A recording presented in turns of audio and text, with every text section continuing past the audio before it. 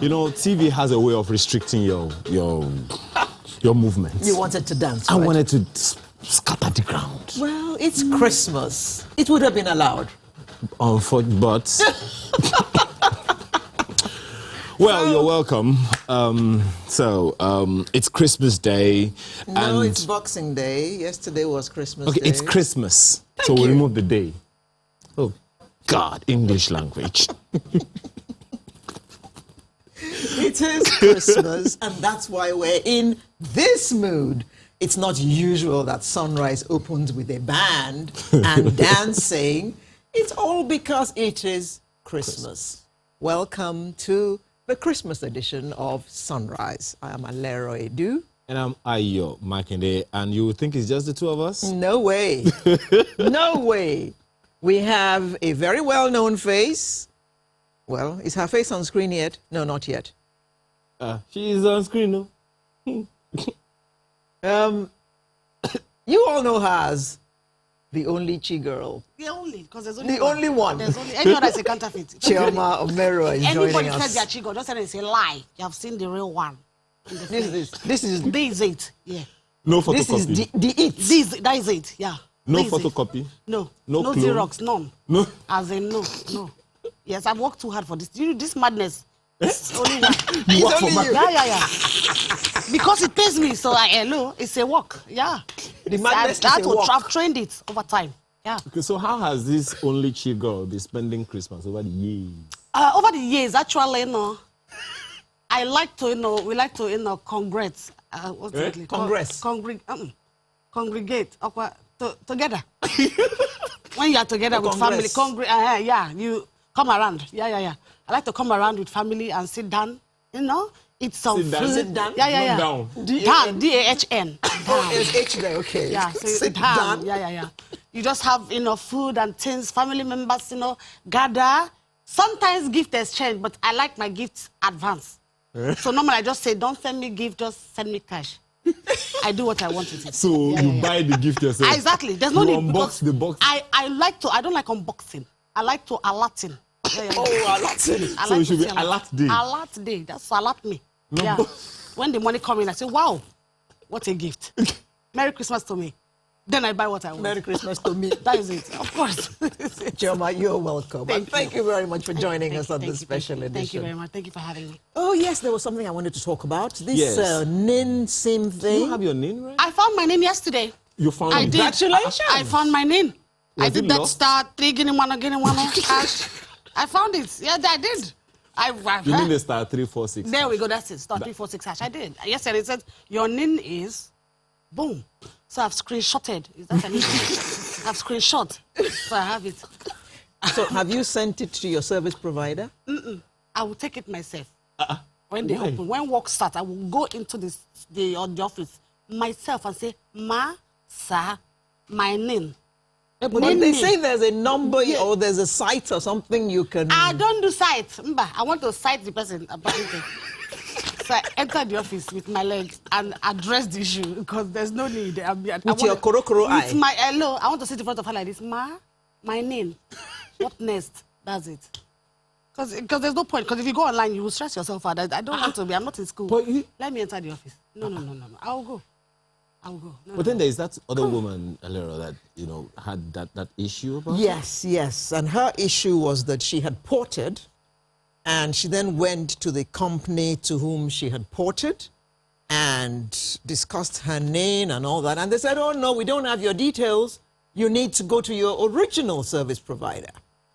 Of course, original service provider tells her, oh, no, when you ported, we deleted your details. So, what happens to those who port? Your original provider doesn't have your details because you have left them, so effectively you are no longer their customer. So then the person to whom you have ported says, oh, we didn't take your details when you ported to us, so we don't have your details. It doesn't make any sense. Come on, guys. It's called National Identification Number, which it doesn't say Service Provider Identification Number. So which is national, it should remain whatever happens. So whatever happens, whether you're alive or dead, that number should be yours. Whether when you register, when you unregister, whether you port, whether you flash back, whether you flip back, whether you run, you should always have that number because automatically it should sort of like be attached to you while you're a national or a national of the nation. National of Nigeria. Of the nation, yes. Of the nation. Yes. So it's not like, so what if you now port to another country? Nation. If you port another... Like you now, you can port to Spain, you can port to Italy. No, I'm here. No. I'm here. I'm stagnant. I maintain. Yeah. Green, white, green. With this madness.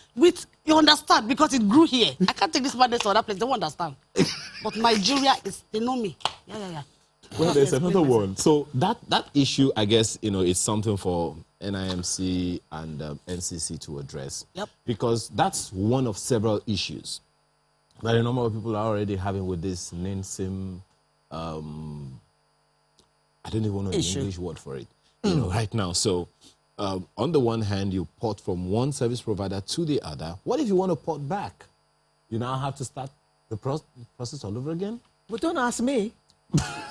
I mean, like your mommy said, if you ask me now, who I go ask? Well, we're asking NIMC, we're asking NCC. Maybe just go straight to the Federal Ministry of Communication and Digital. Federal Ministry of Communication, just to sort out a thing as basic as this? It concerns millions of Nigerians. Well, maybe they should now, since we're interrogating it now, maybe they should now come out and talk to us about it.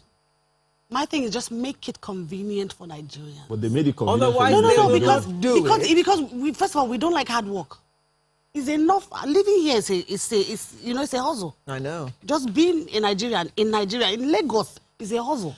So why do I want to now stress myself doing all these up and down? Let me know if you're saying it's a number that I should have because I've registered a SIM somewhere or I've gotten my BVN. There's a BVN connection to that where I know somebody who just did the number and got their NIN from a BVN, from the phone number that they registered their BVN on. So I was like, oh, okay, this is nice. You go and tell my...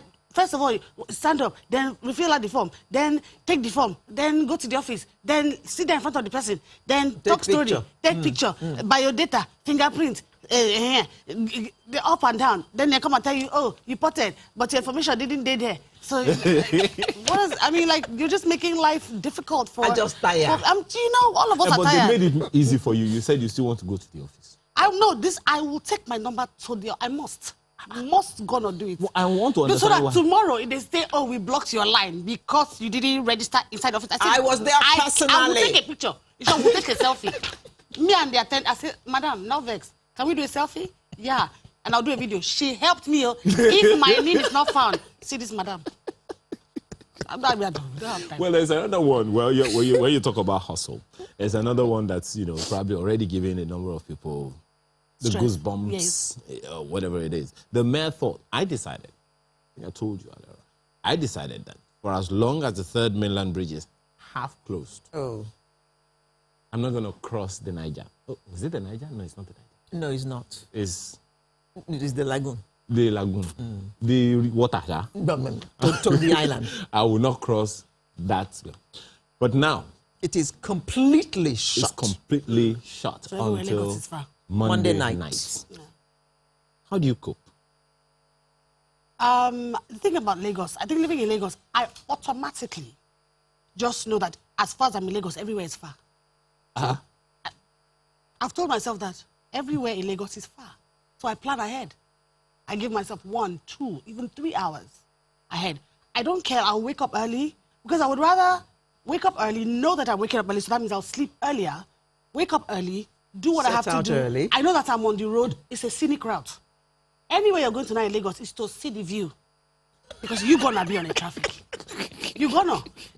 Lagos traffic is where you meet your life partner. You start with hi. Yeah. You can be in Lagos traffic. You say hi to somebody. By the time you end it, you have planned knocking. They've come for introduction because they have had enough time to get to each other in the traffic. Yeah. You know, Chama, I left the studio at 12 noon last Saturday, and I walked in through my door at 4:30. Well, what is that? What is that What is indeed? that? 4:30 is when I got home. And I didn't have breakfast. So I had slept and woken up God knows how many times in the traffic. And by the time I got home, I was drooping. Yeah. And this is hungry. you. This is you you for yourself. I had been up from 4 a.m. See? to be able to get to the studio. How does a normal human being who's working? How does anyone survive like if you're going like a regular job, you leave your office at what time, to get home at what time, wake up at what time to catch a bus or whatever transportation, to get to office, and your boss will look at you and say, how was your night? And you say, fine. It was not. Of course it was not Sir, fine. I slept 1 hour. You can't know. I didn't see my children. We're doing everything we can in this country to ensure that your lives are made better. And I know, it's a process. We're process. working to help the Onlychi girl, Alero, It's not and just, so many other people. Says the president of Exactly, Nigeria. No, I know things are happening, and I'm very happy about that they're fixing and things like that. But all I'm saying is, in the same way that we're trying to fix things, we have to remember that the lives of Nigerian people matter. So life has to somehow be a little easier. We're asking for just some relief in some areas. Well, I'm happy, just as you said, that we're doing all these things now, and that's really, really commendable. Yes, it is. What is my fear? One of my several fears is, you remember when the last GM was telling us that a good number of roads in Nigeria are in Lagos are expired. Yes, Okay. I remember That's that. it have been. Have been. Okay, so The quota doesn't work again. so if those are, that means that at least 80% of roads in Lagos need replacement. So we're doing these now. The federal roads, the state roads, local government roads, Patching local them roads up. and all of that, making them motorable. That's fine. But what we're doing now, what's the assurance that we will not come back to this stop or this situation we have on our hands now within the shortest possible time? The third mainland bridge we're talking about now was opened for use in 1991. It had been in use before then, was commissioned for use in 1991. So over those years, what was the maintenance plan? What's the assurance? You want me to answer that question? Yes, please, Architect Alero. Can you tell us what happened with the roads? No, I'm just going to repeat what we were told when it was shut down for the first time, for the first how many months of repairs. We were told that the repairs we were supposed to have done over the years, we didn't do. Yes, clearly. So as a result of that, we now have to shut down for an extended period to do the repairs. So why is it that we do not follow the maintenance schedule? Which is what I'm talking about now, that if we Which will start not result this now, in shut down for 6 months. Exactly. It will be short spells. Exactly. So what's the assurance we have now that this program we are having on our hands now, where we are literally 6 shutting down, for 6 months and then complete shutdown for a good number of days. 3 days. What's the assurance we have that we won't come back to this in another short possible time? Is there a maintenance plan to ensure that now that we have started to do this, we will continue to re-engineer, to shuffle, to ensure that there is a maintenance plan that maybe every once in a month, every once in 2 weeks, or every once in 2 months, there's a maintenance plan? I hope you saw my big question mark. Yeah, I think I saw that in the air. You saw that? She drew it. Yes. Huh? I She drew drew you a the big question question mark. She drew We will take a very bold decision you must have taken a very bold decision on the part of government to have done this, to have decided that, you know what, we're going to shut down the whole city maybe not the whole city, pardon me. It is the whole city.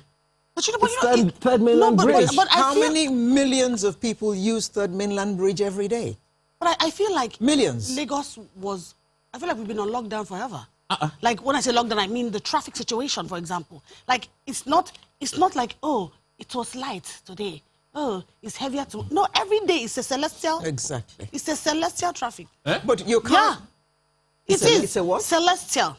Okay. Because what does that mean? Because it's not human. The problem, because it is. Let's go to the celestial. Let's do. You realize that in Lagos, it is only in Lagos that I must say this. No, honestly, I have to say this morning. It's only in Lagos that you see traffic, and at the end of the traffic,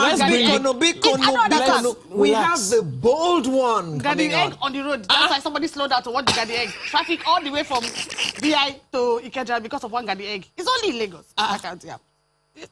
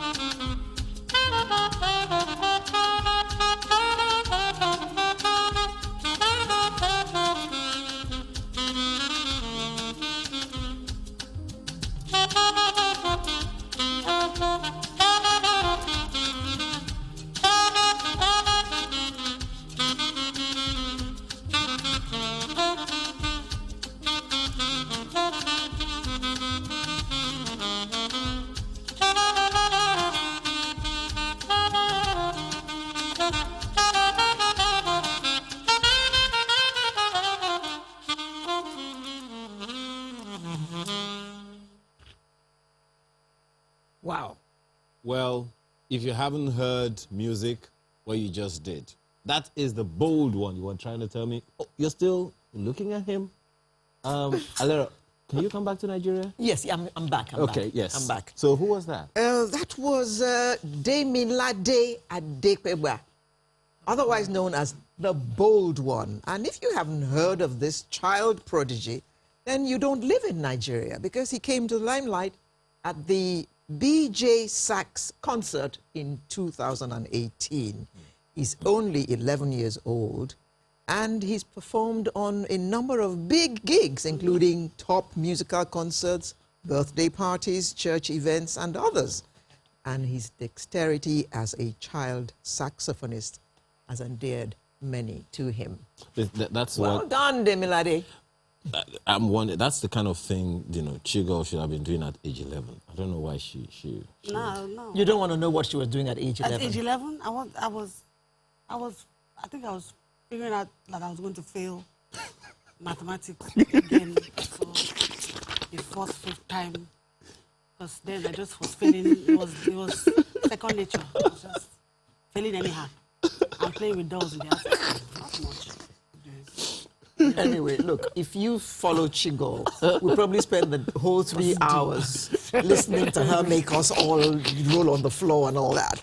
But so what is Sunrise going to look like on this very special day? Well, today, of course, we have started by talking about Christmas, and we'll be doing that a little further, you know, going forward. But if you also take a look, we'll be talking about Christmas, you know. Let's even begin from there. Okay. Of course, we have clergymen who will be doing that for us. Okay, then thereafter we'll be keeping safe now and always. You know, in light of this new strain of COVID-19 that the whole world is talking about, we'll be looking at that as well. And don't forget that living healthy now and always is something very important. You know, keeping safe now and always, living healthy, they kind of are Siamese twins. They're very, very related. So how is that anything? Of course, you'll get to listen and see. And then at this time of the year, a lot of people are thinking about the new year. So we'll be looking at inspiration for a new beginning. For those of you who are used to making New Year resolutions that you always break on the second day of January, but never mind. You'll be told how to keep the promise that you have made to yourself. All right, so let's get to it. We have three clergy men. It's not a Clergy people. Three from the clergy. Thank you. I don't want. Say three from the clergy, like you say.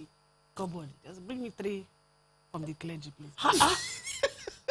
Chico. That's another way to address it.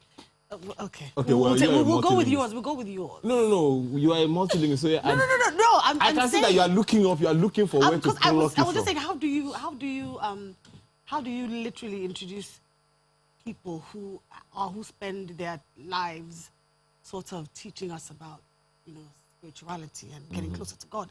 Three from the clergy just sort of downplays it. Oh, really? You know, So, if I must say, okay. three from the clergy, I wouldn't say. So what would you say? What would you say then? I'm thinking, you know, it's more like, you know, heaven-sent representatives from above, you know, just something more. Okay, Whether or not they agree with you. introduce these heaven-sent people.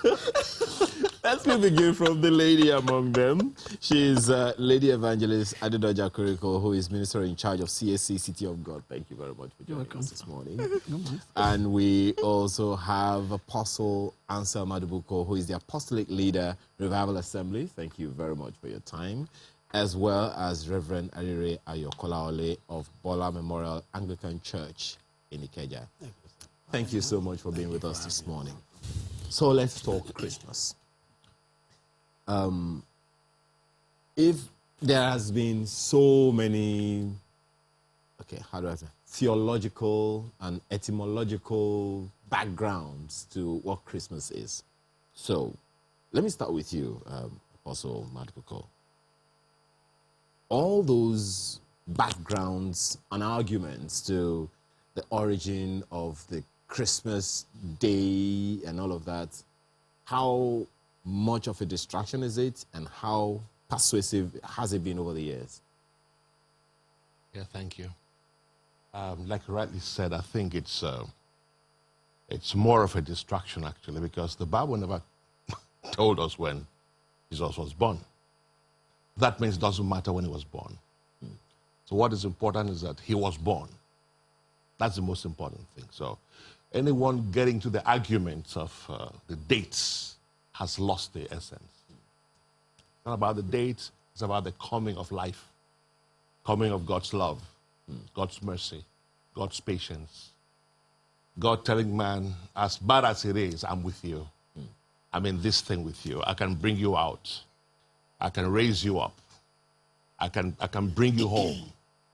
You know. So for me, it's the greatest love story. Okay. It has to be told. Well, I'm sure we'll get into that detail shortly. But Venerable, how have you had to deal with that one whenever it came up? Because unless it didn't come up from your end? Well, it does. Let me just add to that. I think it is important. It doesn't matter what distraction that might have actually caused. But what is mostly important, in addition to that, is that, you know, Christianity does not make provision for argument. It is just all because of ignorance. Why did I say this? Because Christianity is about conviction, and the conviction that comes out of revelation. And whatever that is revealed, it means it's beyond human. And so that is about that. So Christianity is real. And about Christmas, it is not about date or time. Like he has said, there are issues that are fundamental here. There had never been any record or any religion or any, field of life that ever proved it wrong that Jesus never born. And he came for a purpose. Well, madam, it's been a very interesting year. How do you tell people who have been having issues, despite everything, and God is alive and God is with them? Thank you, sir. As our people has already said, I will let them know that God is alive and is very real. Everything made us know that God is alive. And when we are talking about Christmas, the Christmas we are talking about is about Christ. And it is only gift that people receive that made people rejoice. So that one made us know that he is alive and is with us. Even in the Bible, when we are reading about his birth, when we got to Matthew 1:23, I said, God, one of the name of the Christ there is Emmanuel. God is with us. So that one gave us an assurance that truly God is with us. I can boldly tell people that this God we are talking about, this Christ that made Christmas exist, is alive. Apostle, do you believe that all this that you three have said is still in the hearts of humans as they celebrate Christmas, in light of the fact that Christmas has become so commercialized? It's about seeing families, about exchanging gifts, it's about going to visit family and eating. That's an important part of Christmas, the eating part of it, the enjoyment, the jollophing part of it. Yeah, it's all part of it. Jesus is beautiful. It's beautiful. It's okay to visit. It's okay to be happy. It's okay to enjoy the season, enjoy the moment, enjoy the air, enjoy the beauty of God, enjoy his steadfast love that never ceases. It's all part of Christmas. It's all part of God's gift to man. Even to make money is good. The Holy Spirit is a profitable spirit. So it's not bad to make money. I mean, as long as you don't steal. Yeah. So it's all part of it. God is all-encompassing. It's about everything good, everything wonderful. So, apart from the fact that we have problems with the timing and all that, there's just something about the season that is not normal. But what he's asking is along the line that doesn't the commercial value or valve of the entire season take away the... Well, it shouldn't. The it's all part spirituality of it. It shouldn't. We go hand in hand. Yeah. These things they work together. Yeah. You wouldn't say because you're spiritual, you go and sleep and don't make money. So it's God has packaged the season for everybody. Make money, know God, I mean, I feel like it's, just piggybacking off of what he said, because there's something about Christmas. Like my sister-in-law, for example, by June, she's saying, "Oh, I can't wait for December." I'm like, "What?" Yeah. She's like, "There's something There's about something about it. There's something about it." Like she's like, it's the time where It's not everybody's like sort November. of like, it's almost like a the season is here, and all of a sudden people are a little bit more happy, they're celebrating, and then you're now thinking, oh, I want to show love to somebody by buying a gift. So I'm like, what can I get for this person? I'm like, show me buy me a gift every day. But this period, it's not only at Christmas, but there's something about it. And every single time I see it, just like he said, they go hand in hand. Now, as you are doing what you are doing, living your daily life, remember the reason for the season, which is, the cliche.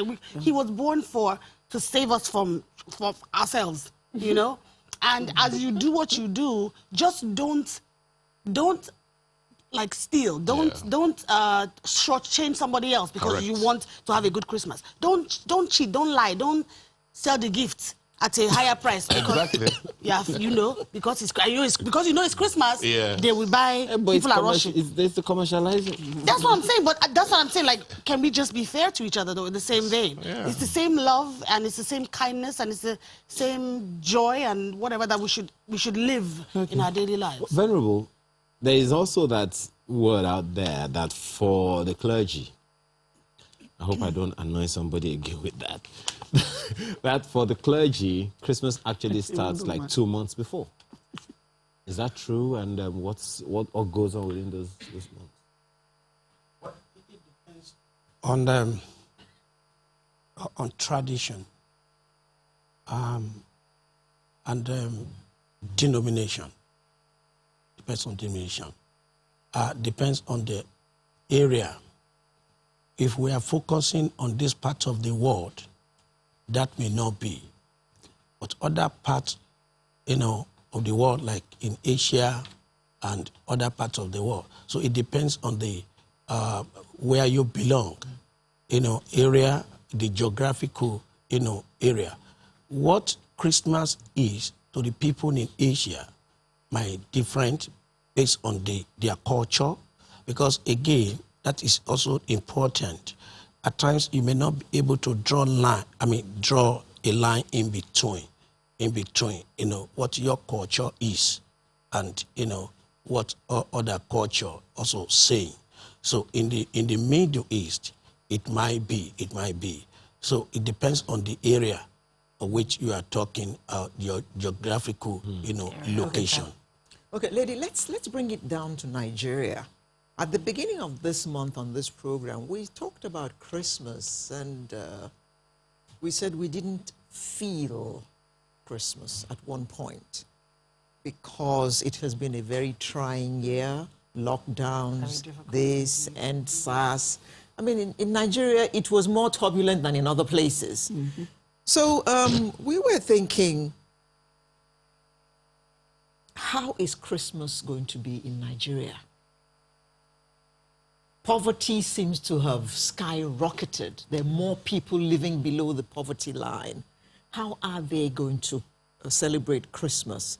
So from your observation, what is happening out there right now in Nigeria? Yeah, we thank God. Even right from the beginning of this year, we don't even think that we will have Christmas at all. Yeah. Because of the state of the condition of the state of the country. So we don't even, it gets to a point that some people have already forgotten about what they call Christmas or year or celebration. But at the end part of it, the Lord took control. We can see there is a singer sang a song one time. He said there is sense in nonsense. Even the year 2020 brings us nonsense that we cannot explain. But still, there is still sense in it. That people grab senses in this nonsense. That, so people can still live. People that don't know that people can die before now, they know that people can die. And I'm nothing without God. So when now the thing is looking as if it's getting easy, people now gather themselves together. For Nigeria, we are used to that. When things is rough, we rub it together. When it is about to good, we good it together also. I can follow my sister now. So if you go outside here, you see people buy things. They even still give gift to people, exchange a gift. You see people are happy because we have this day, the Christmas, that we don't even thinking that maybe we will have it before. So if you go around, you see people are happy and everything is going on well. Apostle, your thoughts about that? That's true. We are a grateful people. And we're thankful to God for the little we've seen. Like she said, it was rough in the beginning. Nobody knew what was going to happen. We thought maybe they would cancel Christmas. But we are here thanking God. You know? Like she said outside, people are just that Nigerians are beautiful. Nigerians are something. You know, I drive the streets. People are happy, content, you know, thankful for this day, for this season, trusting Him for a much better year. You know, so we're simply thankful to God. I saw a WhatsApp a musical, something on one of the markets. Yeah. It was so beautiful. They were just, you know, worshiping Jesus, you know. It's only in Nigeria that happens, you know. They didn't care about COVID. They didn't care about it. There are times you got to put these things down and just move on, you know. And just you could call that a spontaneous carnival of sorts. Correct. That was, you know, I got out there, I kept watching it, and I kept saying, God, you're just wonderful. Yeah. Beautiful. You know, unscripted, and just from nowhere, this song comes out. Everybody's just dancing. And well, apparently some people, you know, organized may have planned it, right? Maybe. You know, that was there, but then it was beautiful. You know, just to have fun in the marketplace while people are doing things. Just as the same way we have, in case you don't know, we have a studio audience with us in the studio this morning, and they are here to also enjoy this season with us. Some of them have been on this program before, but we just want to have fun with everyone, so you know that if they told you they were coming to channels, they did. And they are here. As you can see. All right, so Venerable, one of the things that Christmas represents is giving. Yeah. Between March and I think about 4 or 5 months when there was a lockdown, it was pretty difficult to even consider giving for so many people who were used to giving. Now, it is also, of course, Boxing Day. Many say it's the day you unbox the boxes, and someone says she would rather call it Alert Day. Anyway, that's... Our friend right here. It's still unboxing. Sounds better. It's still unboxing. It's just a different, less stress. Okay, so, but the giving element, it's difficult when people wish to give, but they are not able to give because they don't feel that they have enough. What would you say to them? Well, part of the reason for Christ coming to this world is to show the love of God for us. And that is the reason why the Bible says He gave us His only begotten Son. And that is why Christmas is all about giving. It is not just about material things. It is not just about money. Yes, today in Nigeria and the whole world, economically it's been that difficult. But then, it is not how much you give. It is about showing love. It is about mind. It is about the motive behind, giving. And I can tell you today, sir, do you know at times, merely laughing at someone, you just laugh to people, you also smile, or just smile to somebody, can make that person happy. It's a giving. It's a gift. There are things you can't count. Because at times, it is not about money. It's not all about money. It is about the motives, about the love. It's about the message sending, to that person. So you might not be able to do as it used to be. And of course, the person that you think you wanted to give to, who probably now think that you cannot give as much as you've been giving, is also in Nigeria. Like somebody was telling me, I said, where he's living, these people are very stingy, and they have not been able to give. And I asked that person, how much have you given to others? So as you must also realize that as it's so difficult for you, so it is others are experiencing it. So it is not about giving, material things. It's about showing love.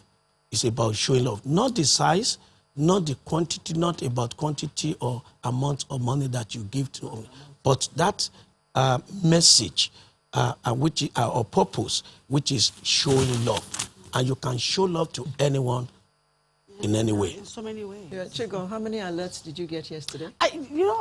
This time I sort of made a point of duty. I didn't receive too many alerts, did I? Wait, hold on. No, I've gotten debit alerts because but I've done a lot of. Alert is a lot. But you know that there's when you and for some reason the debit alert seems to come. But in the middle of the sleep. The size. Yes, but just one. And I've done a few. But debit alert can give you palpitation. Just one can take care of everything. Debit alert gives you palpitation. No. Credit. No, one brings credit. the blood pressure down. Just one loud credit. Just one. Well, but when it's that 2 o'clock time when you are sleeping, you hear pitchy come, you think, wow, bless. At times Debit alert. 20,000 gone to who? So when did I give this guy 20,000? The one I don't like is one from one of those banks. They keep taking money. And then they'll not show you charge. Yeah, the charge of the debit. For what you didn't buy. Of the amount you just gave. That's the one that pays me more. 50 naira. The 50 naira on top of the something. It chokes me deep. I don't know. No. See, if you go to bank, back in time, you would have to spend time, spend money, spend fuel, spend transport, wait now to go to the bank. And then you use your... Are you explaining this 50 naira debit now? That's what you're explaining. That's the worst sound. Well, they say it's money to maintain the computers that work. So they save you stress, and then in saving you stress, you pay for the stress. But honestly, this time, because of how hard this year has been, it was more for me, like this whole year, I considered myself an essential worker. I did. I don't work in a hospital, but I help you with your mindset. I help you come down mentally, Bring the blood pressure Stuff is going down, but let's help you to smile a bit. Okay. So which is what let me ask you all, ladies and gentlemen. I'll start with you, madam. In this year, you have had to deal with many issues. Just as she said, you have had to deal with people who troubled on their minds, people who were ordinarily not used to staying at home together, had to stay at home together. People who can't stand each other had to stand each other or sit together, or, someone who used to escape at 5 a.m. to come back at 10 p.m. was compelled to stay at home. And so some of the issues that had been, like cracks before had shown up. How did you handle it? You all will take this, but let me start with you, madam. Oh, thank God again.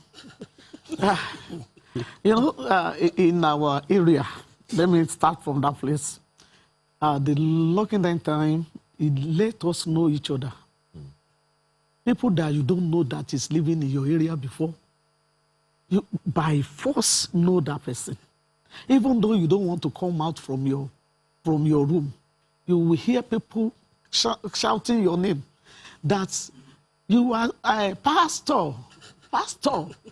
We are here, we are hungry. We are hungry, nothing to eat. Nobody will answer us here. I know that a woman of God is living in that place. I say, wow. By force, you have to come out. I say, oh, how are you? Good morning. How's everything with you? Hey.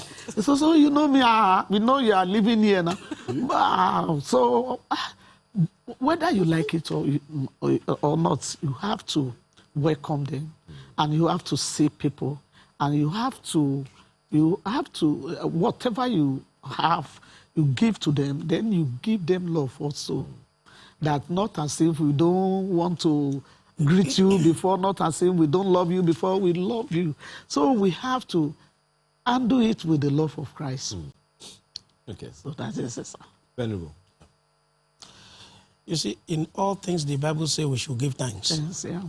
And the reason for that is that it is what has happened that we know. What will have happened, we don't know. And again, the question again is that had it been a year or any era or time that is that rosy all true, it is no. Every time and season has its own challenge. This is our own challenge now this year. And of course, I can tell somebody today that this year has done us so much good, despite all that we have seen.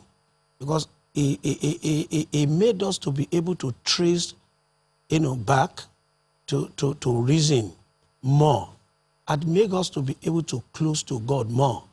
Because we've been able to sin a lot. I think the resolution of majority now is that it is God. It has been God.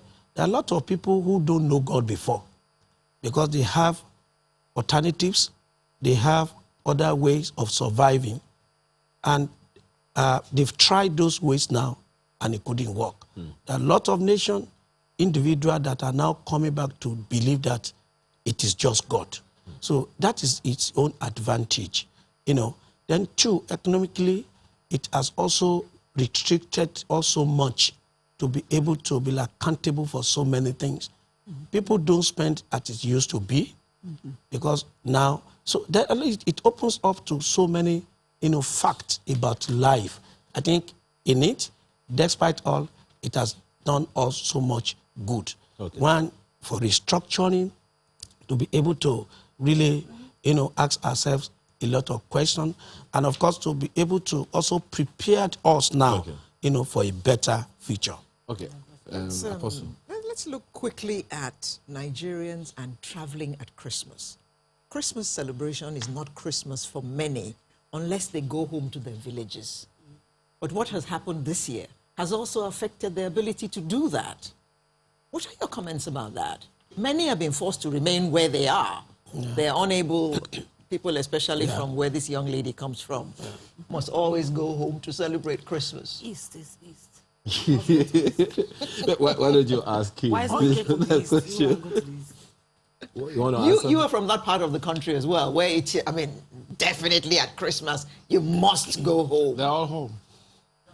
They're all home? Yeah. They're home. You can't stop them. But I know that many weren't able to go. COVID can't stop them. COVID is too small to stop the Igbo one. No, what about insecurity? I don't know about that. Yeah. They're all home.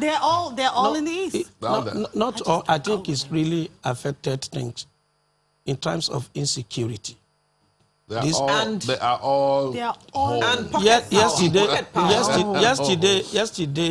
Yesterday, Christmas, after the service, I have to go and administer communion to the sick.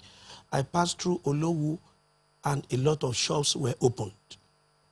That is an indication that they are not all home. It won't happen even on Sundays. Igbos, for what we know them to be. Maybe they're not Travel Igbos. since last week. Maybe those you saw are not Igbos. No. It is just believe me that my people, the truth. That's the truth. I'm in charge of a church, and I know what it used to be. My 7 o'clock English speaking is almost mainly Igbos. Yeah. In the past, we don't used to have them on Christmas Day. Yesterday, we have a good number, even more than what it used to be. So that is an indication. Because of the situation in the country, the insecurity and the money matter, I think it's really affecting the issue. Well, it's a good thing that at least we can say something for sure. Some of us are here. In spite of COVID, in spite of EndSARS, in spite of the rise in poverty and all that, we're still here. So let's give thanks. So for that reason, yes, we have to give thanks. So while we have, listened to all of us talking Christmas, Lady Evangelist Adedoja Okoriko, Minister in charge of CSC City of God, thank you very much for your time. Welcome, Venerable Arire Ayo Kolaole of Bola Memorial Anglican Church, Ikeja, thank you very much. As well as Apostle Ansel Madubuko, Apostolic Leader, Revival Assembly Church, thank you so much for your time. And of course, our wonderful audience. Now, it's easy for me to say, give your neighbor a high five or share names, but the best way to do that for me, from my perspective right now, is please, let's applaud each other right now, wherever we are. Bluetooth.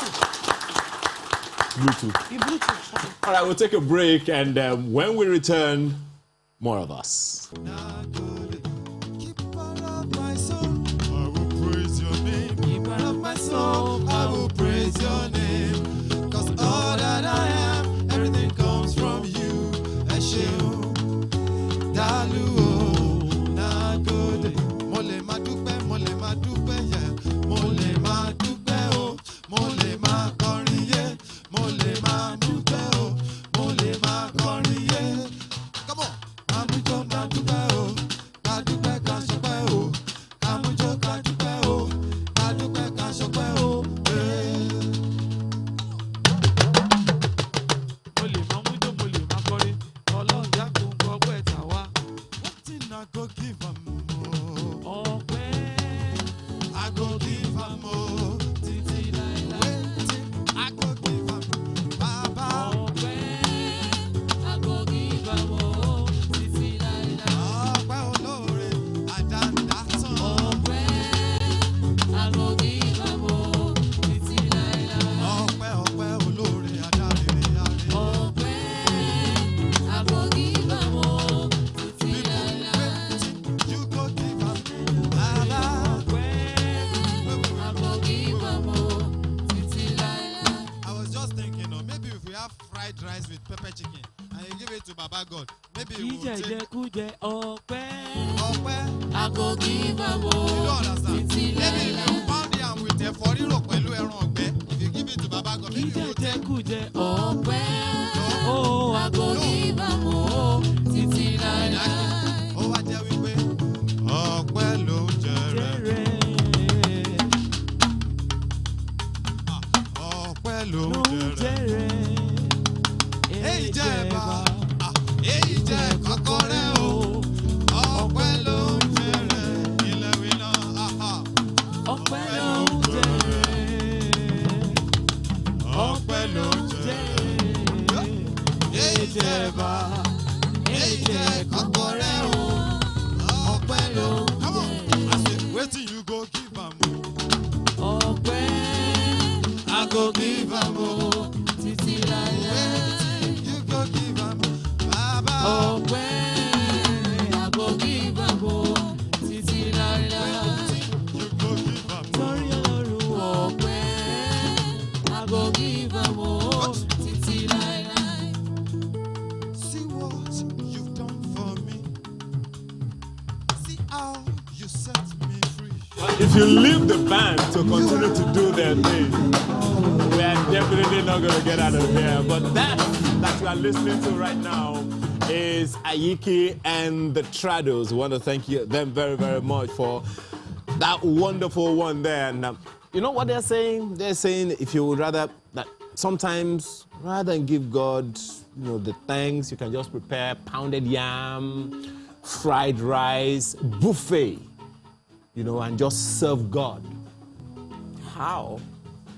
But they are also saying that it's not good, it's not healthy for him. So give it to a neighbor or something, right? Well, something like that. Okay.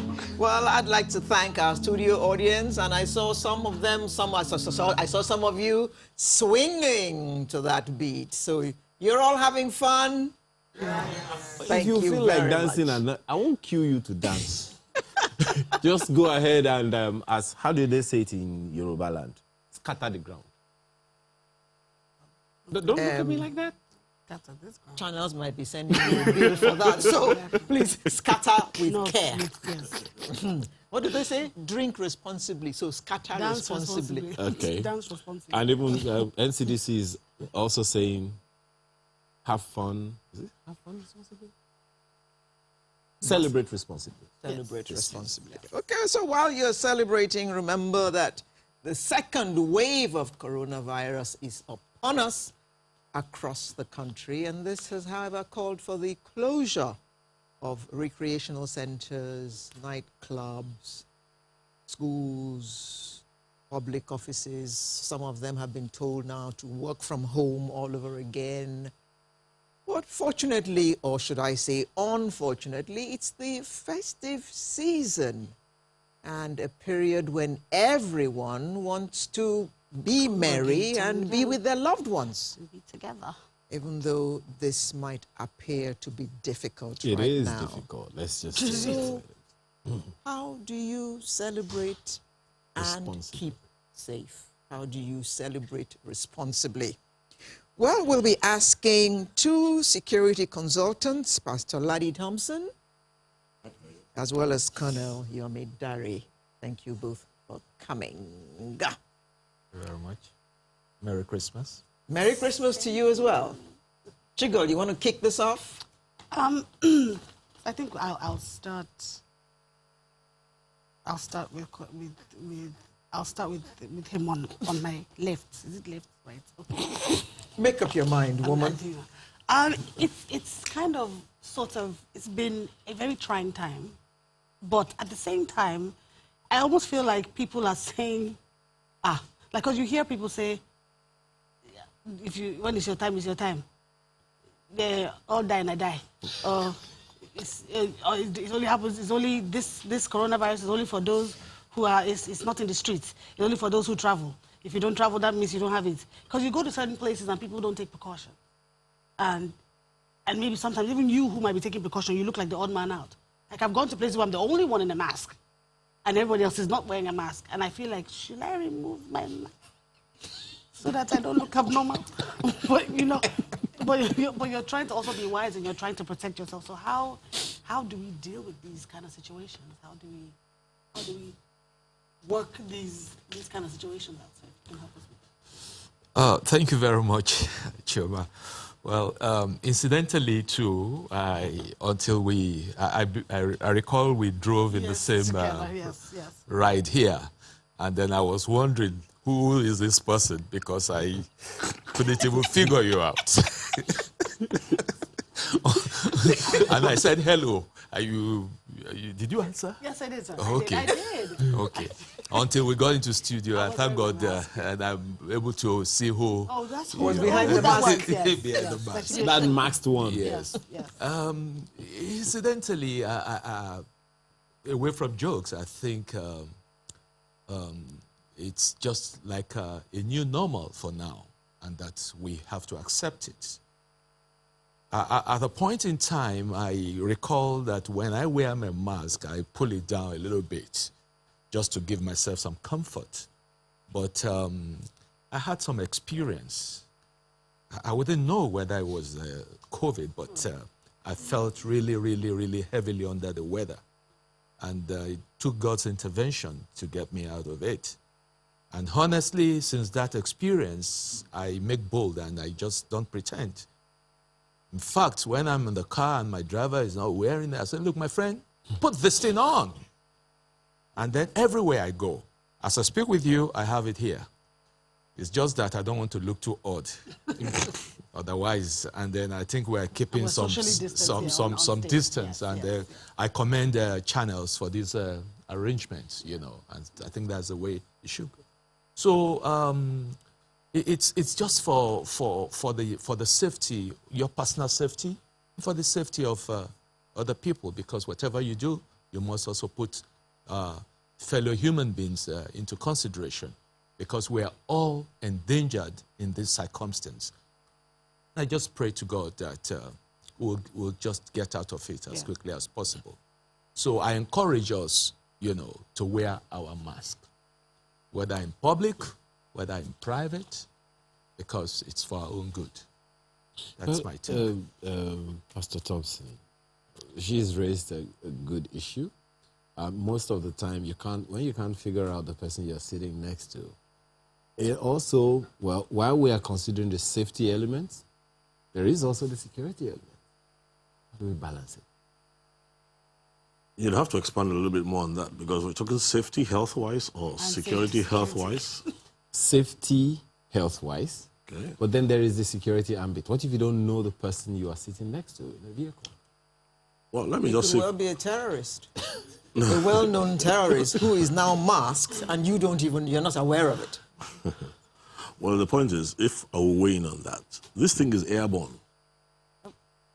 And when you look at the amount of information that's on the fact that the average person is 6 feet, basically, and then it was increased to like 8 feet or 9 feet, I think the reason why we can relax here a bit more, I don't know for whatever reason, but maybe it's epigenetic or something, but the graphs of expected fatalities from COVID-19 was expected to be like a few million should have died in Nigeria by now. Yeah. But for some reason or the other, it hasn't. We're doing better than Yes, we're doing a lot better.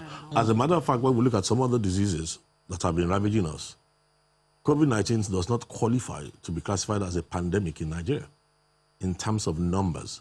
Now, that doesn't mean it's not lethal. So if you ask me, I think the paucity, and this is the challenge sometimes that I look at our healthcare system, that they need to, not only on top of the game, but they need to step beyond the Western world. They need to have enough confidence. Because up until now, nobody has really explained. Yeah. I read Bill Gates' expectations, some notes he had written earlier on a few years ago. India and Nigeria were supposed to be like tragedies. Now, the Western doctors are now admitting that there's something different that is not allowing the casualty figures to mount like in America or in... We were supposed to be dropping dead like flies. That's what I want to see Nigerian doctors step beyond this inferiority complex and under the shadows and tell us why in Nigeria things are better. And not only investigate it, find it out so that we can capitalize on it and then we can enjoy our health. And help the people. Yes, much better. And mark you, we are finding out the thing is mutating. Yeah. The strain that was in the UK before that was terrorizing them, just as they developed a vaccine, it mutated again. Into another. And we really need to get to understand in Nigeria that this could be for the long haul. Yeah. And it could get worse, it could get better. So, but either which way, Nigerians were always happy. Suffering. Yes, suffering and smiling. Colonel, do you think that in the area of following the laid down well, that's the word that they're using these days, non-pharmaceutical protocols, how well are we doing in following even those? Wear a mask, wash your hand, use a sanitizer. 6 feet apart. You know, social distancing. How well are we doing at those? Well, I think there's still a lot of work to be done by, the government, and of course, with the social media, such as yours, channels. I think the social media should take it upon themselves to, as part of their CSR, to really go the whole hog in enlightening people, even down to the grassroots. Because, I saw a clip that, in fact, I think it was somewhere on the Lagos Island, and the traders were just having their fun, and it was like, No mask. Corona or no Corona, Lagos is Lagos is Lagos. Lagos is Lagos, And unfortunately, because this masses who must go out to make a living, Yeah. That's what they should. there's no social welfare for them, and that's the fear. I think we must just stop taking things for granted. We must stop taking things for granted. And again, we talked about security, because initially when Chioma came up with that, I didn't factor the security point of view. Again, that is a very serious issue that needs to be really looked into, especially given the prevailing circumstances. You recall when there was this bombing in Kenya, and then it was suspected that there was this mystery lady with a mask, and that was, even at a point in time, the Western world, I think it was in Italy, they thought about banning turbaning, Yeah. And again, with what is happening in the Northeast, when you have some of those agents of terrorists, masquerading as innocent maids, trying to fetch water and such, luring, gaining access into safe zones and then discharging their IUDs. And that has really caused a lot of problem. So it's there must be a balance. Okay. Well, Pastor Thompson, let me come back to you on this one. So Lagos state government and a number of other, state governments all over Nigeria have said that no night vigils, no watch night service. Some churches have also adopted that on their own. No gathering at recreation centers and things like that. But so from your perspective, first of all, what do you think of the directive, given that gathering together from time to time is a significant emblem of the season? And generally, what do you make of all of that, and how can we make the best of it, whatever it is that is left? I think there's a lot the government is not telling the people. There's a second wave, global. Unfortunately, we don't collect statistics here. Yeah. And not only that, the culture here is such that when people die from complications induced by COVID, rather than make it available as information, there's a tendency to conceal. And I guess that has to do with our culture and tradition. So I really believe that the government needs to step up their game in terms of collecting statistics and then begin to help to change the mindset to the new realities, that there are certain traditions that we cannot continue anymore. A pandemic is not something that you can trifle with. I think what is happening is because the last major pandemics, the major ones that really happened, nobody here was alive. The ones in the early 1900s. Yes. But if you study the trend of the ones in the early 1900s, this is how it will first come. People will say it doesn't exist. So people will say, people will feel free. Then it will seem to go down. Another wave comes, and with each successive waves, is moving from hundreds to thousands. Then it's taking millions. So Nigeria needs to wake up to the fact that we are the leading nation in Africa, and we, as the leading nation of Africa, need to be able to begin to set the pace, because whatever we do here will affect the rest of Africa. Now, Lagos is one of the leading states. In Africa? In Nigeria? In Africa. In Africa. It's a hub. So a lot more is expected from Lagos State than Lagos State realizes. So I think there's still a need to step up the game by making sure that we have more documentations. There should be a lot more persuasion of people to let people realize that, look, letting people know that somebody died of COVID doesn't carry a stigma. Right. I mean, it's part of the responsibility of keeping others safe for you to let us make it clear. And then by the time people see the statistics, the reality of statistics, I think a lot of people right now don't even believe it exists.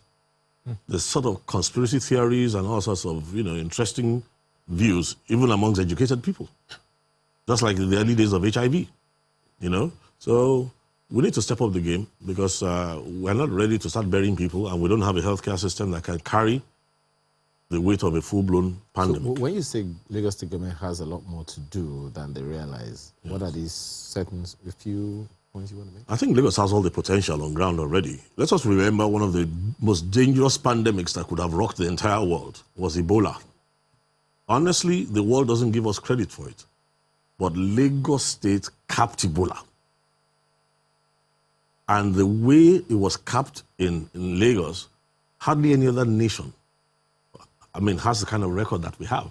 And it was simply because the governors had already run scenarios ever before the Ebola came, which means in Lagos State, we have an ability of thinking forward. Ahead, yes. Lagos State government has a penchant for, going into the future, looking at possible threats, which many others don't do. So in that instance, we really need to commend Lagos State for being able to look forward. That's why we survived. Ebola is not a joke. If that man had come in through any other border, other than the airport in Lagos, the history of Nigeria would have changed. Very different. So it's still the same thing, and I'm still pointing out now that Lagos State still has a wealth of professionals who are capable, they're able. You see, this frothy happiness that's not based on reality, we need to check it. But you know, there's something, I'm sorry, I'll still come back to Conrad. You know, Lagos State government was able to do that with the cooperation of a good number of people who are officials at the airports and stuff like that. But now this is already community-based, just as you have noted. So the cooperation of people is crucial. Is that happening? Point is, we have to be a bit more ingenious. You see, the advantage we have is that in Africa, it takes up a community to bring up a child. Now, the up end of that is that we have mechanisms for our opinion molding and consensus building that other nations with nuclear families don't have. In Africa, we have ways of our informal internet, ever before the internet surfaced. The word gets around. However, the onus is on leadership to create a language and a proper vessel that can communicate properly. That's why I said to you, one of the disadvantages I've seen about handling this COVID is that if you see CNN and you see America do something, and then they put out something on the lawn and somebody stands behind the podium, next week you will see Nigerian officials standing behind the dais with somebody standing to the left, to the right. And I'm like, excuse me, this is a matter of life and death. We need to become a bit more creative in the way we respond to these issues. Let's communicate to Nigerians. We're not communicating to Americans or Europeans. So copying what they're doing every week, week out, is not going to help us. But we need to we like drama, we like song in Africa. So these things are better communicated. I remember the HIV thing till tomorrow. Nobody really knows whether that basketball player really had... Magic Johnson. Yes. Nobody really knows whether he actually had HIV or whether it was just the American state, knowing how popular he was, had him come out to the open and say, oh, I have HIV. And that got the attention awareness. Yes.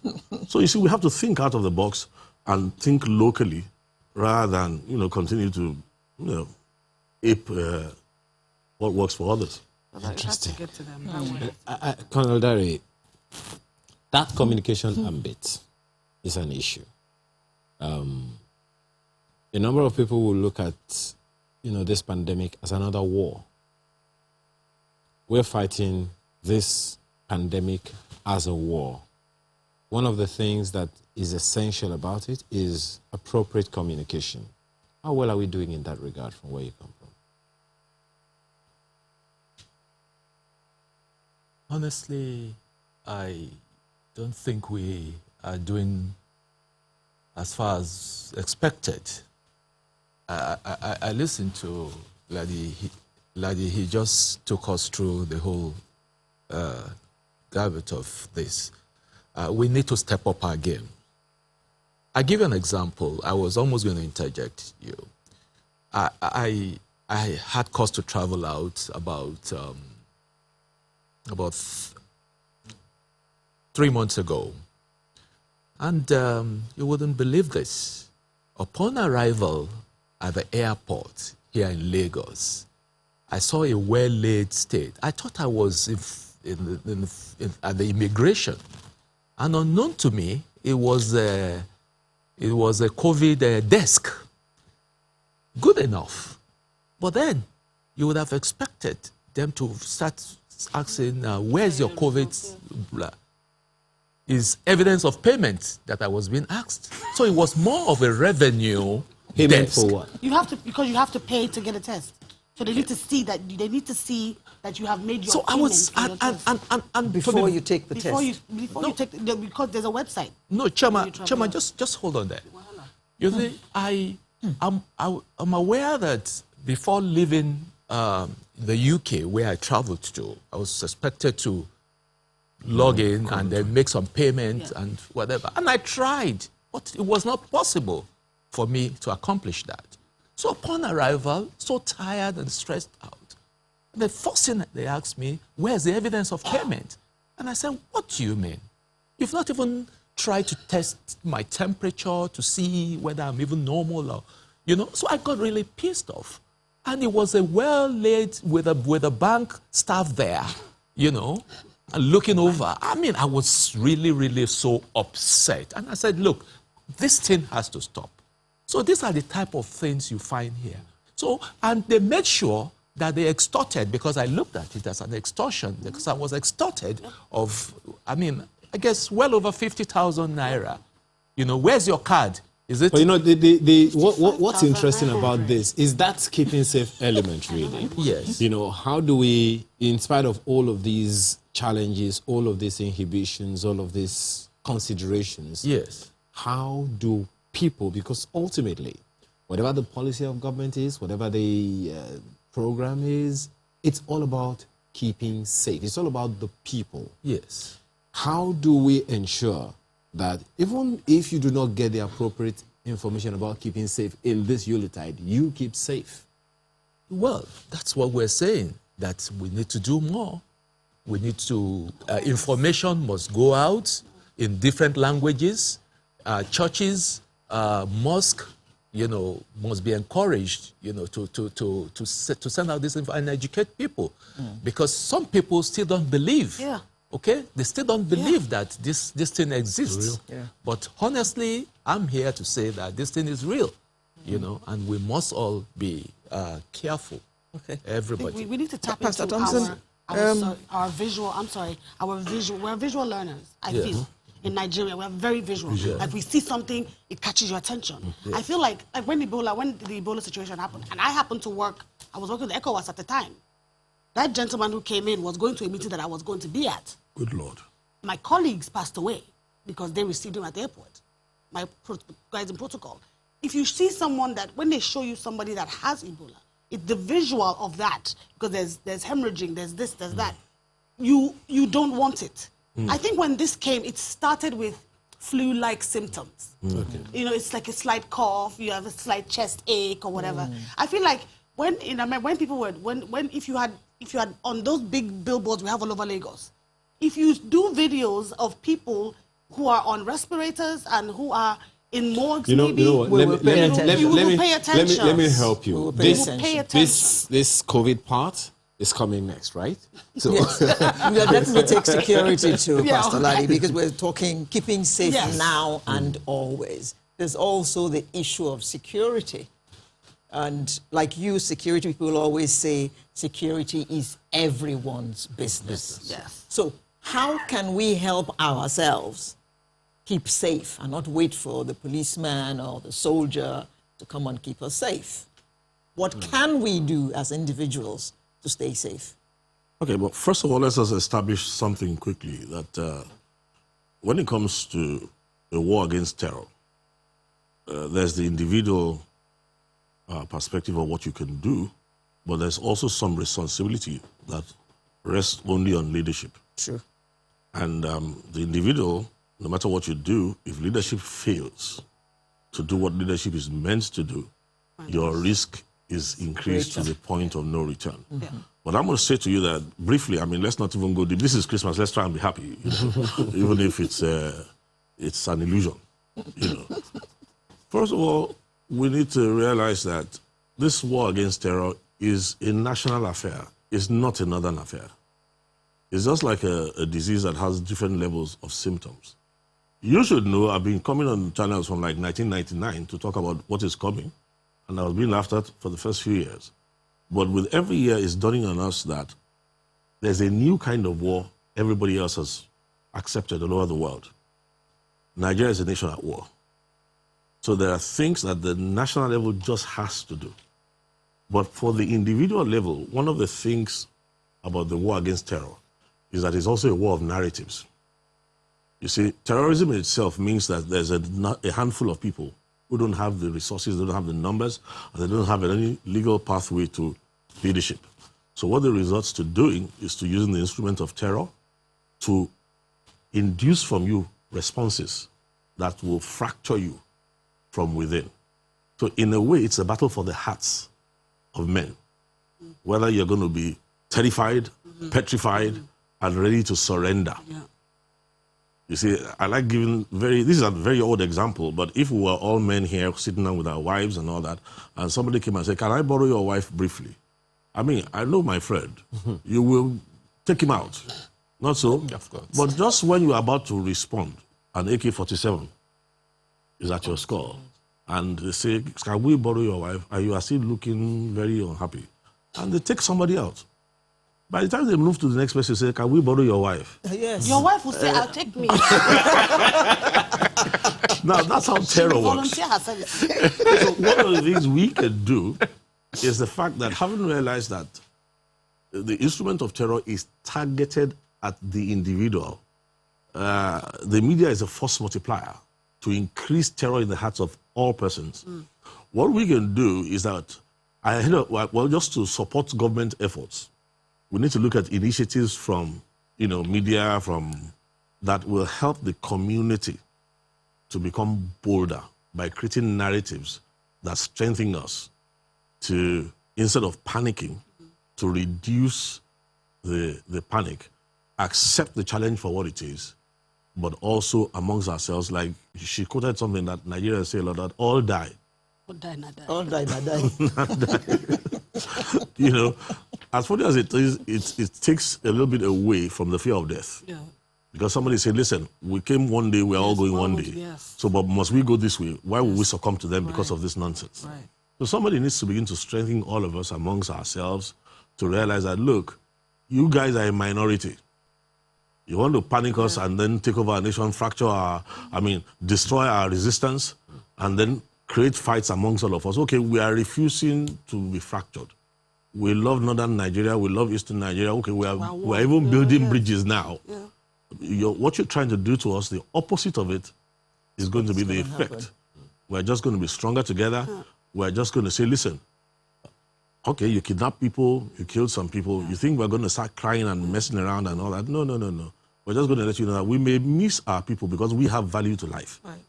Now, you guys are useless because you don't have value to life. And there's no way you are going to overrun our nation with your useless values. So if we seize the high moral ground and we build the morality of the average person so that it affects our rhetoric in the bus stations everywhere, honestly, we have helped the effort to the point of no return. I believe so. Isn't this interesting? I agree. It is. That's on the individual level. Yes. And I really tend to really agree with him because I recall sometimes in the past, you find the media, you have dramas, the Wazobia thing, everybody is happy. So where has that gone to Alero? Yes, Alero, where has that gone? If you ask me, who I go ask? Alero, where has that gone? Where has that all the gone dramas to? and things, where has that gone? Colonel is asking, I'm asking as well. Yes. Where has that gone, Alero? Where has it gone? I should be asking you. Because But you are the pioneer. After us. You give us After script, us, we follow. You are a the comedian pioneer. and you are an actor. But you have been doing this since. Hello. This you have been doing this since. now let me quickly also say something here. I think Nigerians are not happy. Nigerians are not happy. It's very, very glaring, And one of the reasons, again, is when you find a situation, it has to do with this thing that has eaten into the fabric of our lives. Corruption. It's true. When you see someone who is a non-entity wakes up and overnight is a billionaire, and you that you have been swathing and working diligently hard, nothing is coming. Or you find someone who has stolen so much our common wealth, and he's just given a slap on the wrist and he walks away because he is from a certain part of, So these are some of the things. I think we need to speak the truth to leadership. And that's where we shall have to leave it today, Colonel. I think we expected Alero to take it. We should discuss this for a little more time, maybe for another 3 minutes. Okay. There's something, that you have just said now about the security element. Yes. Which is very, very crucial. Security is everybody's business, right? Yep. Absolutely. Communicating it should be everybody's business. You agree with what, Pastor Thompson has said. How do we then take it forward? Many people are watching this program. But a good number of people are not watching this program. Taking the fear away from the hearts of people is going to be a lot more work than just talking about it. Kidnapping is on the rise. You know, where we all know where it started from. Banditry has been significant, has taken quite a number of attention. And every time we talk about security, every time we talk about all this terrorism, insurgency and all, we're talking about the military, we're talking about the police, and that's where it is. We're not talking about community engagement and stuff like that. So if we're going to take it a notch higher to the community level, what should the community leaders be saying? What should they even be aware of? And what should they be doing? Well, that brings me to the issue of community policing. Because all you require at this point in time is intelligence. Information must flow. Okay? And how do you get the information? By allowing the police to be embedded within the community. I hear you. But, Pastor Thompson, we know the quantum of the trust quotient. Once you mention police... it's a red flag. No, actually, what he's saying, Flying interestingly, a while ago I was talking to some people who should know more about this. The days of native authority. I was talking to Baba Ahmed Joda, who, is, and he was now laughing at us and telling me and explaining to me how in the days when the federal police structure was going to be introduced, as opposed to the native authority that was local then, how the nation was just rejoicing, thinking, oh, the salvation has come from the federal structure, because they were tired of the corruption of those who are stopping bicycles, charging you on the spot, and all sorts of stuff. Well, having said that, I just think, based on what he has said, one of the first things I think needs to happen, which we neglected to do, is like a station like Channels now needs to take authority to be a leader indeed. You need to get together all sorts of media houses together. Absolutely. And bring in consultants who can come and explain to the nation what you need to begin to tweak for you to use the platform that you have to create what he's saying. Because there's nothing as powerful as media. Yes. Because if we come in and explain to you that, look, media is a force multiplier. Even the other side invests a lot in media. Terrorism invests a lot in media. So, at this point, that's people, why I do apologize. We've got to go. This time we completely run out of time. So, consultants, security consultants, Pastor Ladi Thompson, as well as retired Colonel Yomi Dare, thank you very much for coming to share this time with us at this particular time, Christmas time. Thank you very much. We'll be right back with another interesting conversation. Do stay with us.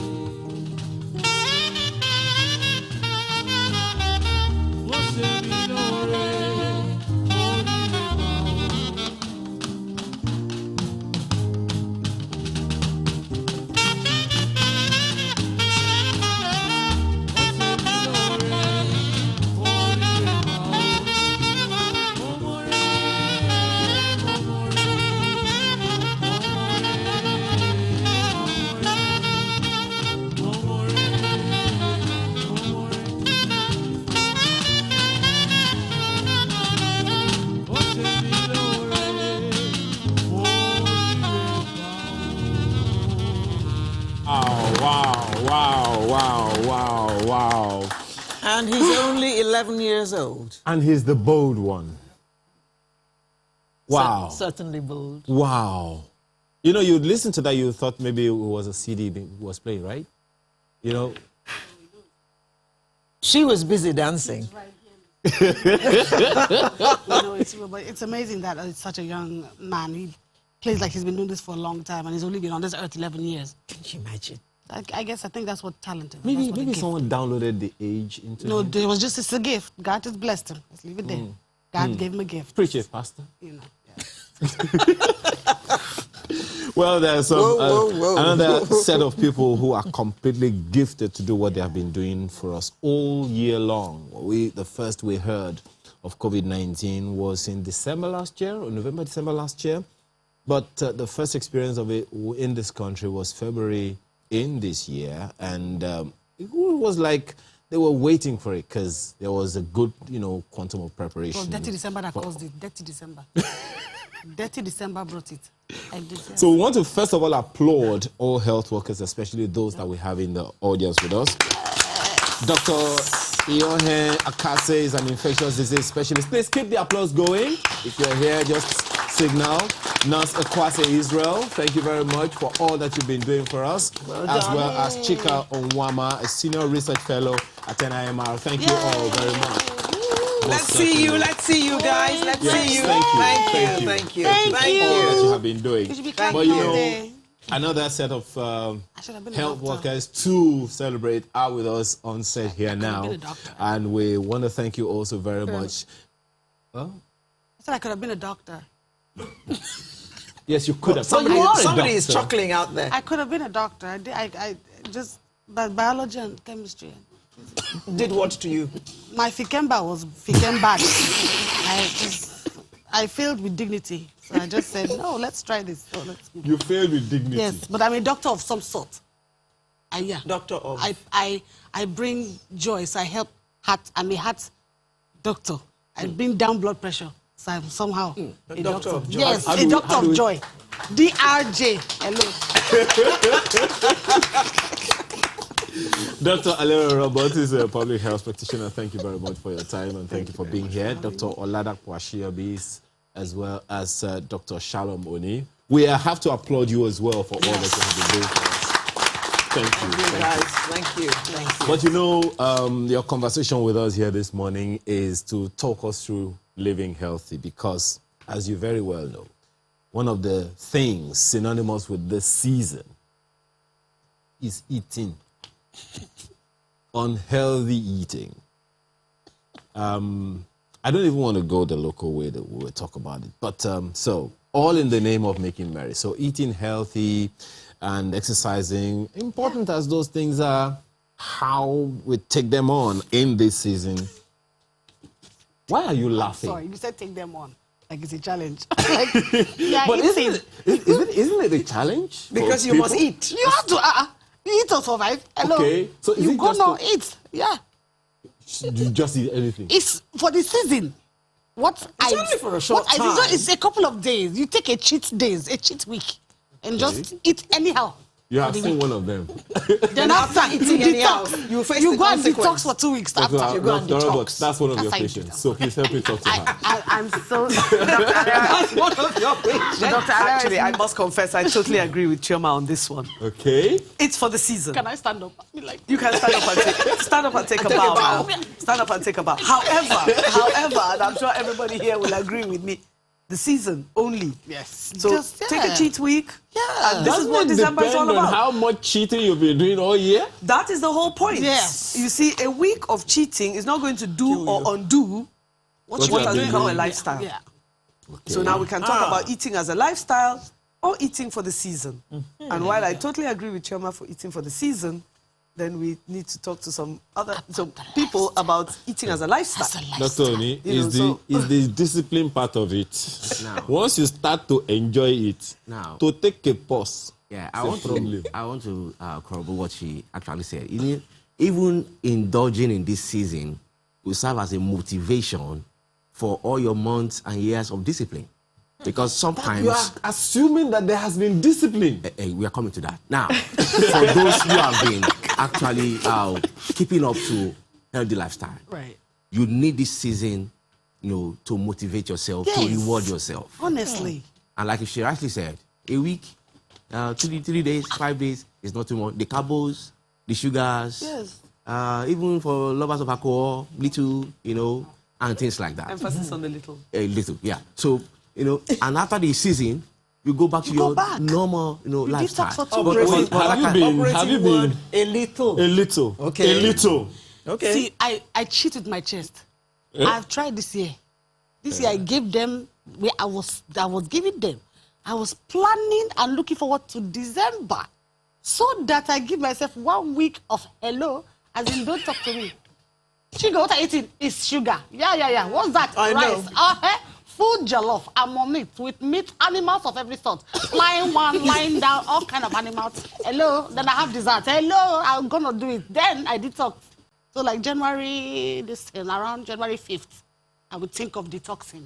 You would think? For like 2 weeks. Then I go back to my regular life. Yeah, the good part about January detoxing is that your pocket power certainly ensures that you will detox. Yes, yeah. So that's my plan. School fees and all. School fees and all. Nobody. Oh, Dr. boy. Ashiobi, Oh, boy. Where are you on this? Well, let's agree with Dr. J. Dr. J. Dr. Joy. Thank you. Food, drink, it has an effect on even the mental state. And so, sugar keeps you happy. And that's why it's easy for people to not get addicted. But, like we rightly said, it's a marathon, it's not a sprint. So we have 52 weeks in the year. So if you take 1 week break,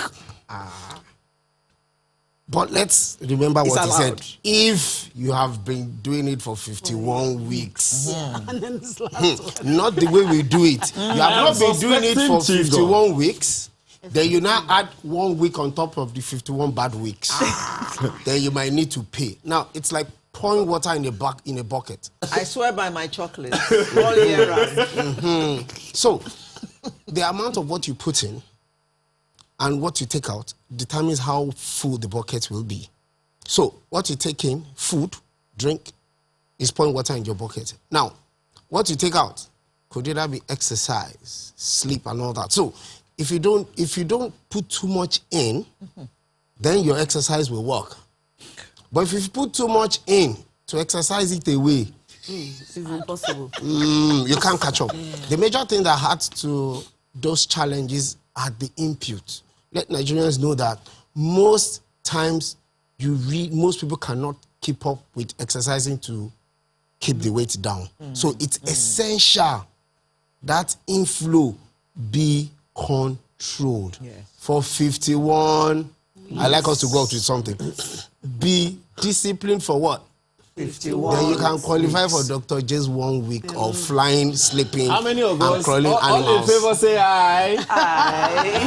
Everyone is. Now, Lero, there's something that I have noticed, and I don't know if everybody else has noticed. It looks like Nigerians have become more aware of the fact that they need exercise. Fit farm. I see more people walking every morning, jogging, and going to the clubs to play tennis, play golf, or whatever. Am I Well, let's put it like this. kidding myself, or is that's the reality? It depends on the part of Lagos where you are used to. Okay.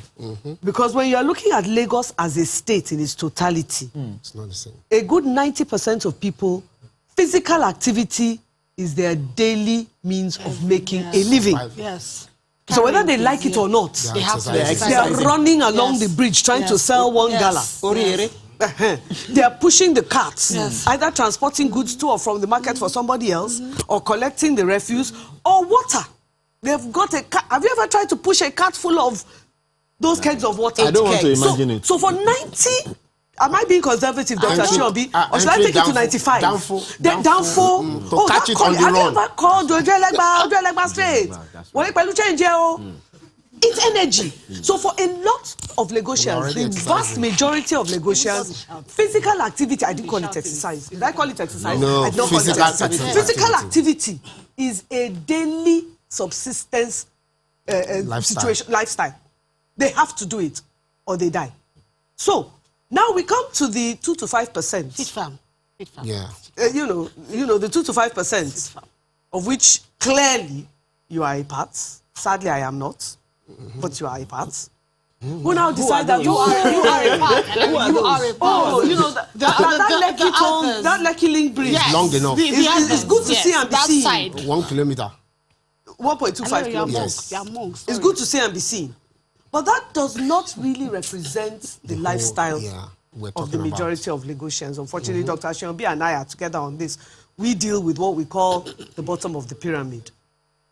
Having said that, it is one of the reasons why I think one of the previous guests had mentioned it, that we are hypothesizing may be the reason why we have not seen COVID the way others have seen it. Yeah. However, it is still a hypothesis. Sadly, our scientists have been out of action since February 22nd. I noticed nobody has said a word about that. The universities are on strike. Hello? Hey, they are still alive.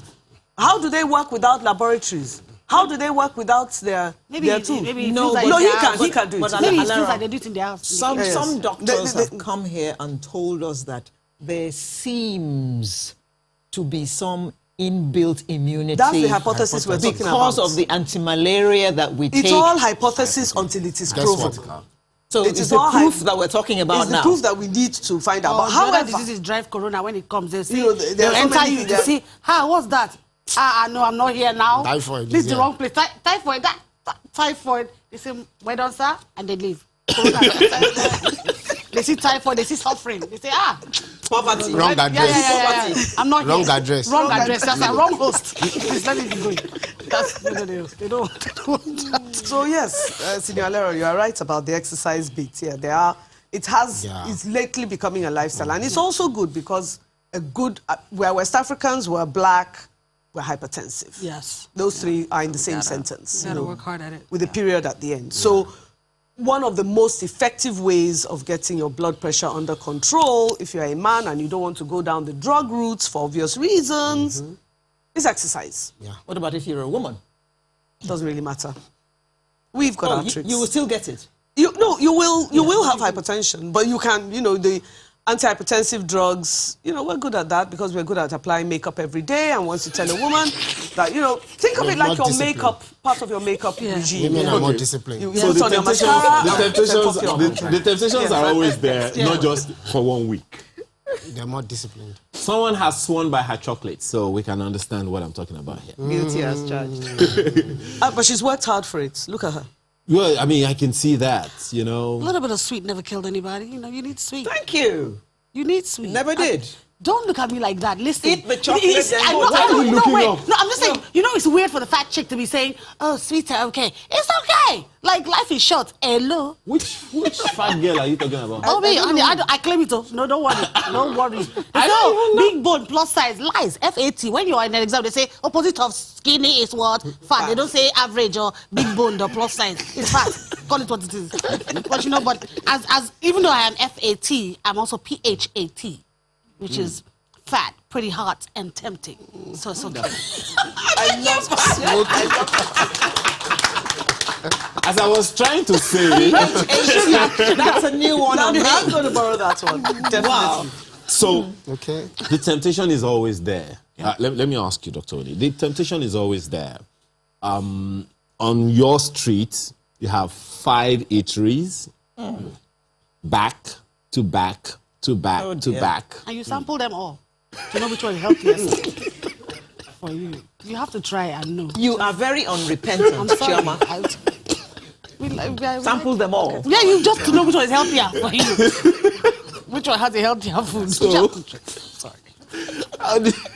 Oh, God. So that temptation is there perpetually, every day.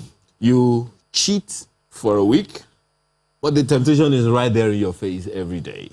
Going to work, as she said, and coming back. Oh, let me add to your list. Some walk long routes to get to the bus stop, and that same long route to get back. Right.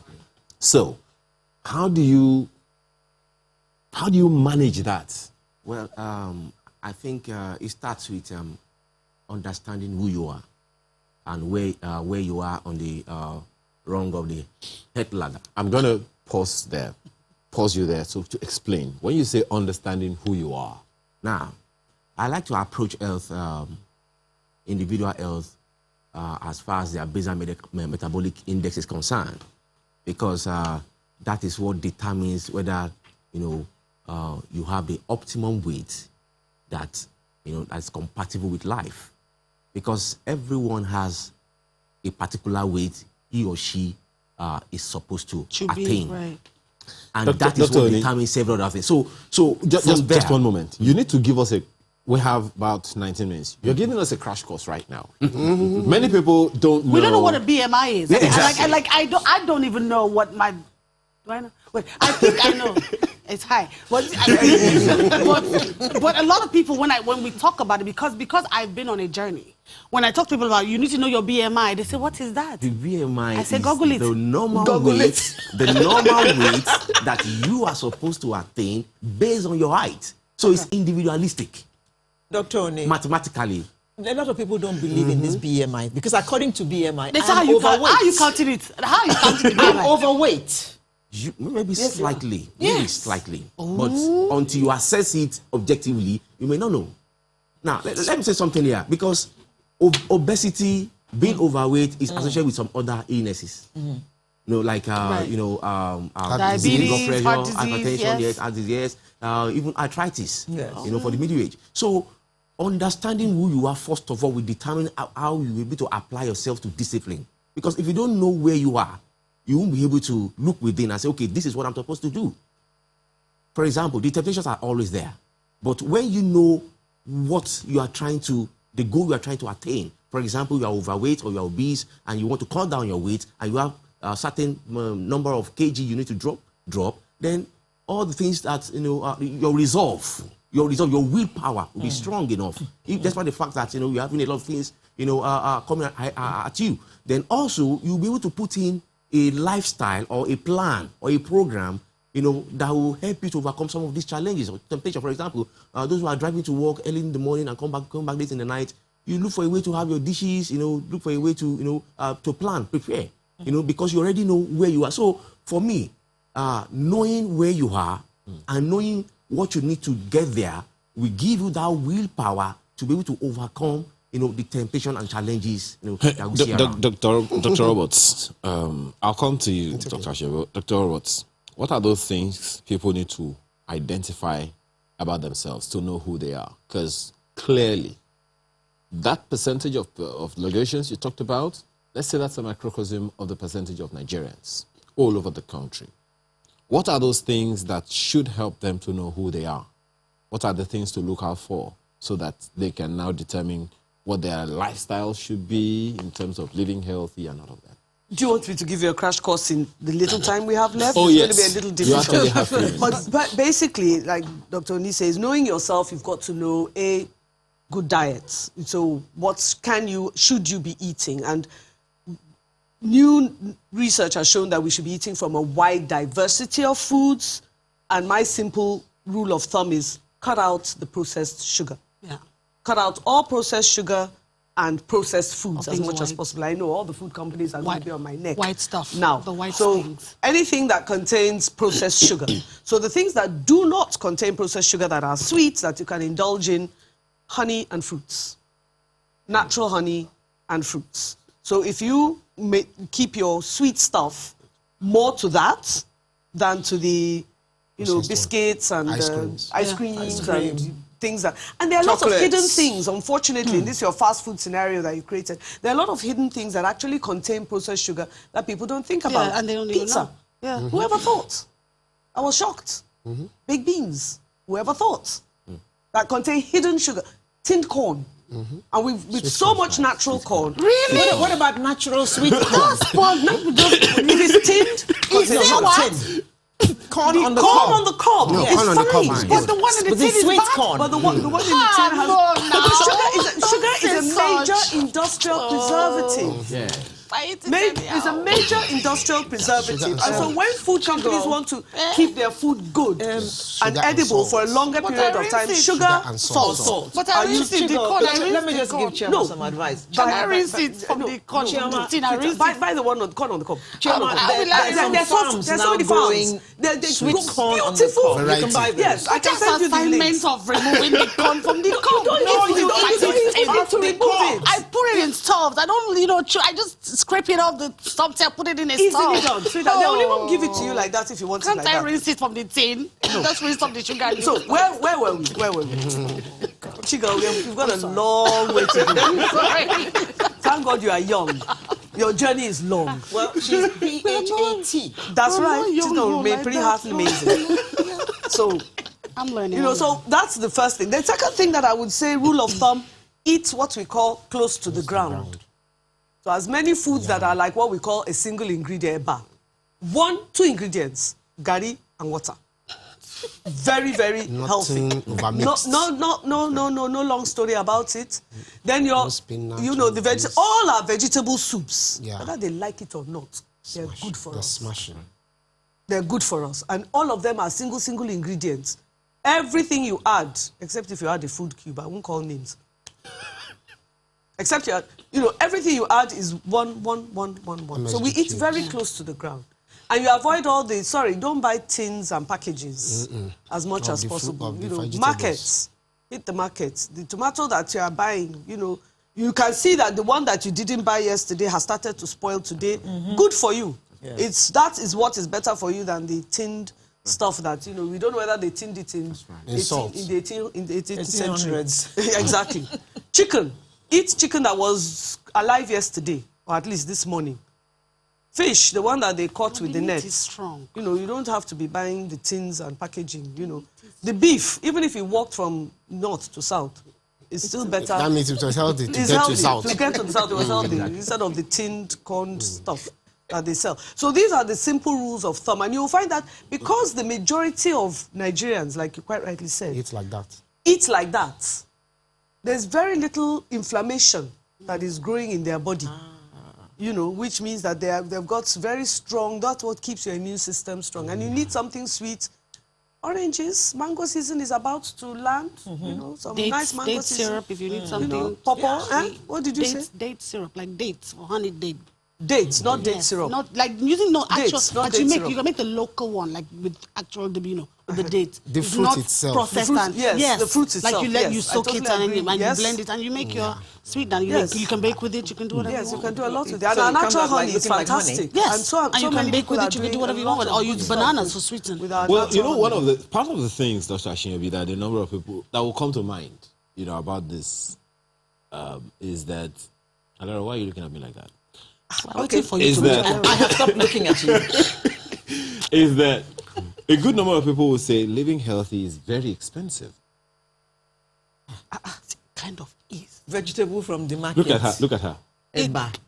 In my experience, it kind of sort of is because when they tell you drink celery, one sour soup is like 1,000 naira. You are right. And that sour soup, by the time you blend it, it gives you a drop of sour soup. So I've spent 1,000 naira for a drop of sour soup. Things like that, when you're buying. But in the village, Chioma, sour soup is growing and it's because I mean, so I happen to have an eating assistant who is from Jos. It's because you're and she buying said, in Lagos. "Oh, auntie, in our village, it's like pure water. Exactly. It's on the ground." Yes. I say, "What? It's on the ground." Just sour soup, it's everywhere. Just fall down, they just roll on the road. Say, "Oh wow, a sour has gone soup." It has grown just like that. So the pressure. No, it's actually a very big misconception. It's definitely not true. But honey is very expensive. In the books of some people. That's what it's in the books of some people. And there are many alternatives. You don't need to use honey. Secondly, it's only in Nigeria. Sorry, before you go on, you say you don't need honey. What can you use? Can you use that? That's for why. your tea. Why would you have to use tea? Why do you have to put honey? Because why do you have to sweeten it? Excuse me. You can't come through Lagos traffic. You not sit down and drink tea without honey. Wow.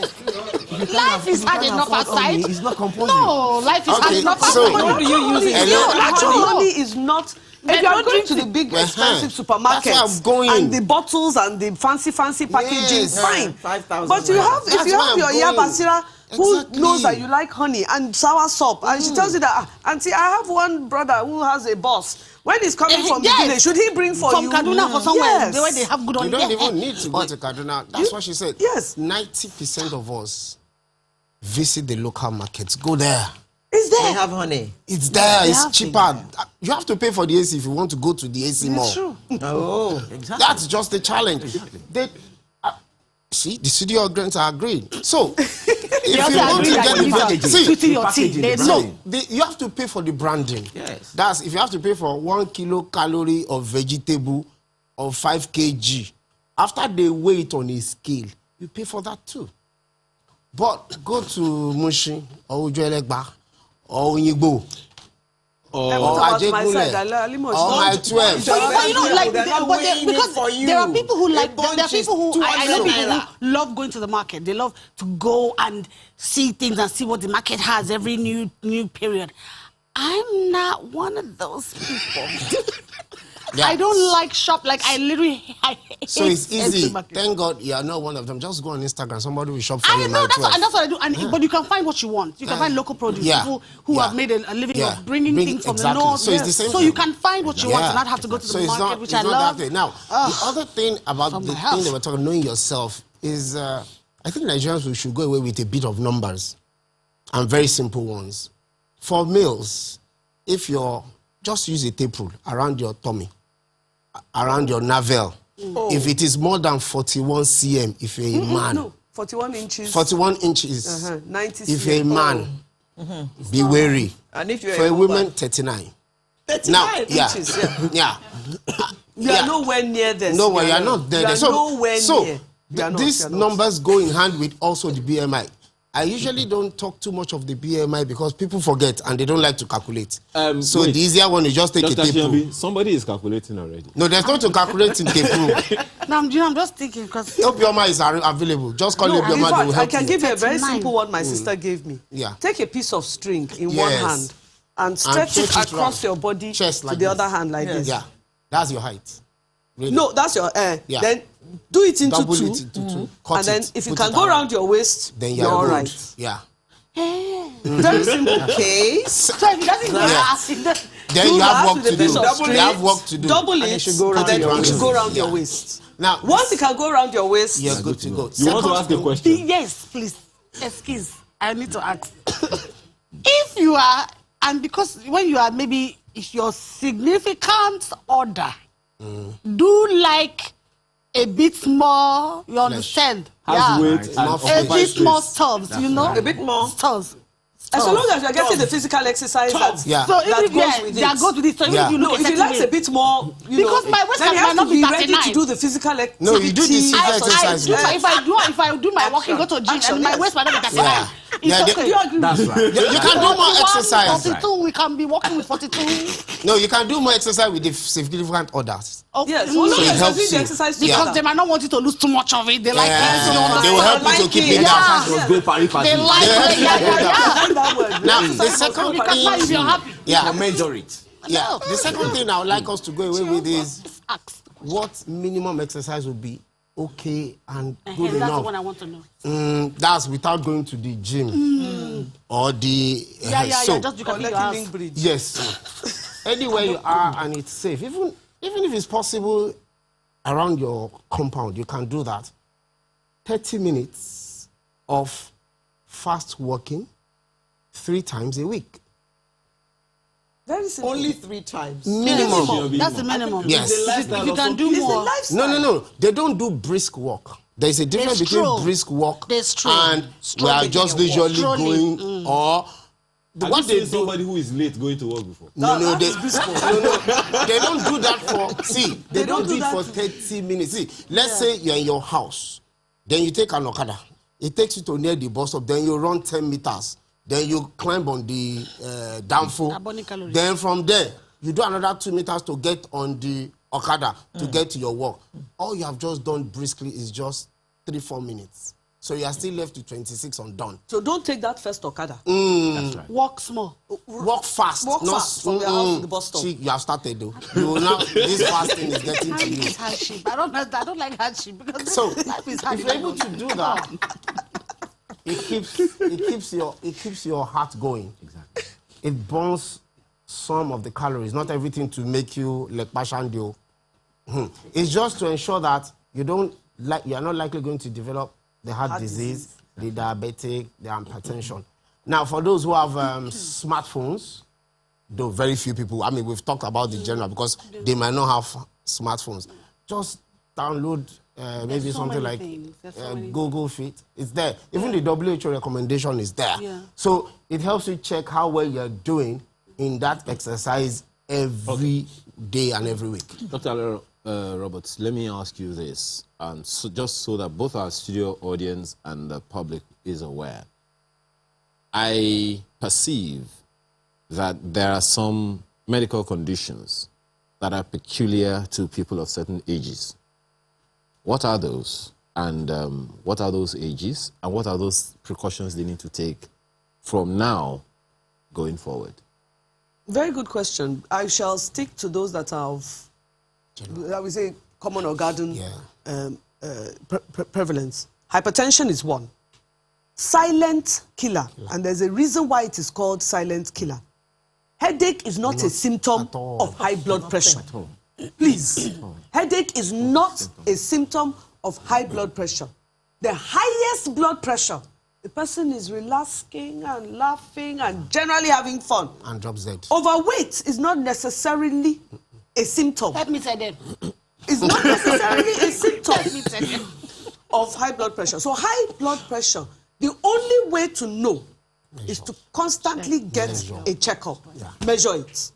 Get to a licensed practitioner. License. Not those in the market that Not carry, those in the market that carry something. anything that tell you what you want to hear because you've paid money. Yes. Exactly. The nurses are very, very, very good at taking blood pressure because they do it all the time for the pregnant women and get your blood pressure measured. least Because 3 times you're a black and living in West Africa, chances are you are a candidate for essential hypertension. Check it. Unfortunately, with our recent urbanization over the last 30 to 40 years, you have to add type 2 diabetes. Yeah. Exactly. We're seeing it in earlier and earlier Young ages. people. And unfortunately, why it seems to have a predilection for men is because, unlike women, men tend not to get pregnant and go to antenatal care. So they don't get They checked. don't check, yeah. The women tend to get pregnant and go for antenatal care, and they are testing your urine and they're testing your blood pressure, so we are keeping it. But men have a nasty habit of being healthy. In their mind. In fact, in my husband's practice, what happens is that the man has a stroke and the wife is boasting, he has never been sick a day in his life. I wish he had been. Men have a habit of being well in their minds. And they're very well in their minds. They're healthy. Very They're absolutely fit. You know, when I last feel did you go for a fine. checkup? Yes. Thank you very much. That's I it. feel fine. Doc, Yeah, I feel fine. I've never been sick a day in my life. Are you sure? By the time you've got that hypertension under Control. watch, you know, we're Under still- watch. Yeah. Control is going to, that's your problem because men don't like taking antihypertensive drugs. In fact, We are well in our mind. yes, men do not like taking antihypertensive. they break It affects them in ways that they don't want to think yes. about. Does it affect the... It affects them in Yes. ways they don't want to think. This is a family program. It's Saturday morning. Mind yourself. All right. And Okay. in those ways, we don't take the drugs. We don't. So they don't take the drugs. So this is the issue. So we've talked essential hypertension, type 2 diabetes. Let's come to the cancers. Yeah. You're black, prostate cancer. Black man, prostate cancer. Over 40. And Black again, woman? black woman, cervical, Cervical cancer. and breast, And breast or cervical. These two that we're mentioning, prostate for men and cervical for women, Preventable. the beauty about them is that they are actually curable. With early detection. So it is worth talking about early detection. And we are finding out that we are testing men earlier and earlier. Please don't wait till your 40th birthday. At all. Right. Try to do at 35 so that, you know, while you can still become a father, we are checking you and you can become the best father you can be and attend your grandchild's 10th birthday. Dr. Roberts, I have a few seconds, but maybe I'll steal a few more. Dr. Oni, one that is increasing is that of depression Mental health. because of what's happening to people around. How can we mitigate that? Stop breathing like that. How can we mitigate that? Well, we need the roles of the mental health physician more than ever before. I think government needs to do a lot. Nobody wants to go to see a mental health practitioner because they believe that they'll be... Psychotherapists, psychologists. You don't have to be a psychiatrist. You don't have to go to Arrow. You don't have to go to Yaba Left. No. Psychotherapists, psychologists, counselors. Yes. These are people who are already working with your mental state, with your mental health, even the doctors. So it doesn't have to be going to see the psychiatrist, no, at all. Where they change some other individuals, no, at all. So we need to do that. The government needs to come into. But even understanding what depression is and the kinds of depression, because some people might be clinically depressed, and then there's some people who are like, I'm depressed. Why? I'm always just sad. You're sad. I don't have money, so I'm sad. It's not that might not be the second thing. Depression. It's an actual problem. We need to reduce this competitive and rivalry thing that is going on. You see, just be yourself. Okay. Enjoy life. Actually. Well, that's kind of basic, but Dr. J is here. Okay, well, maybe Dr. J can help with that one. But I have to thank you very much, ladies and gentlemen, for being here this morning. Dr. Alara Roberts, Dr. Oladapo Ashiyabi, as well as Dr. Shalom Oni.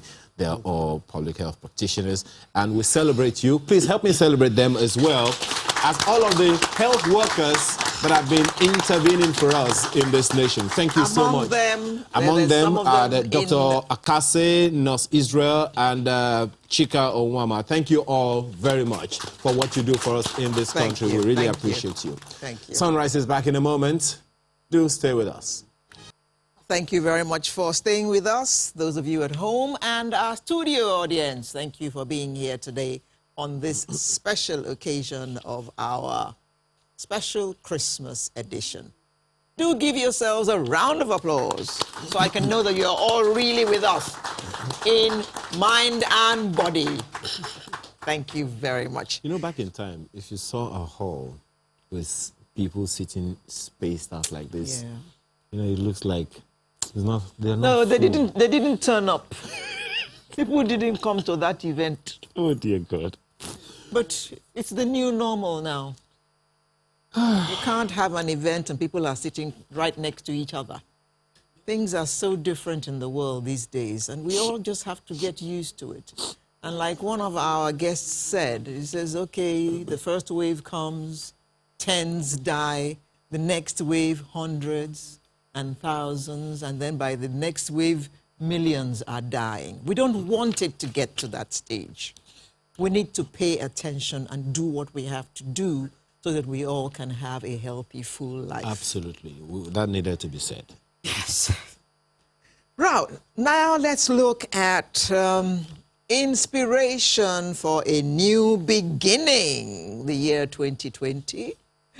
And many of us are looking forward to seeing the end of it because it was a very chaotic year for many of us across the country, and especially because of the coronavirus pandemic, which halted many businesses and other activities as well.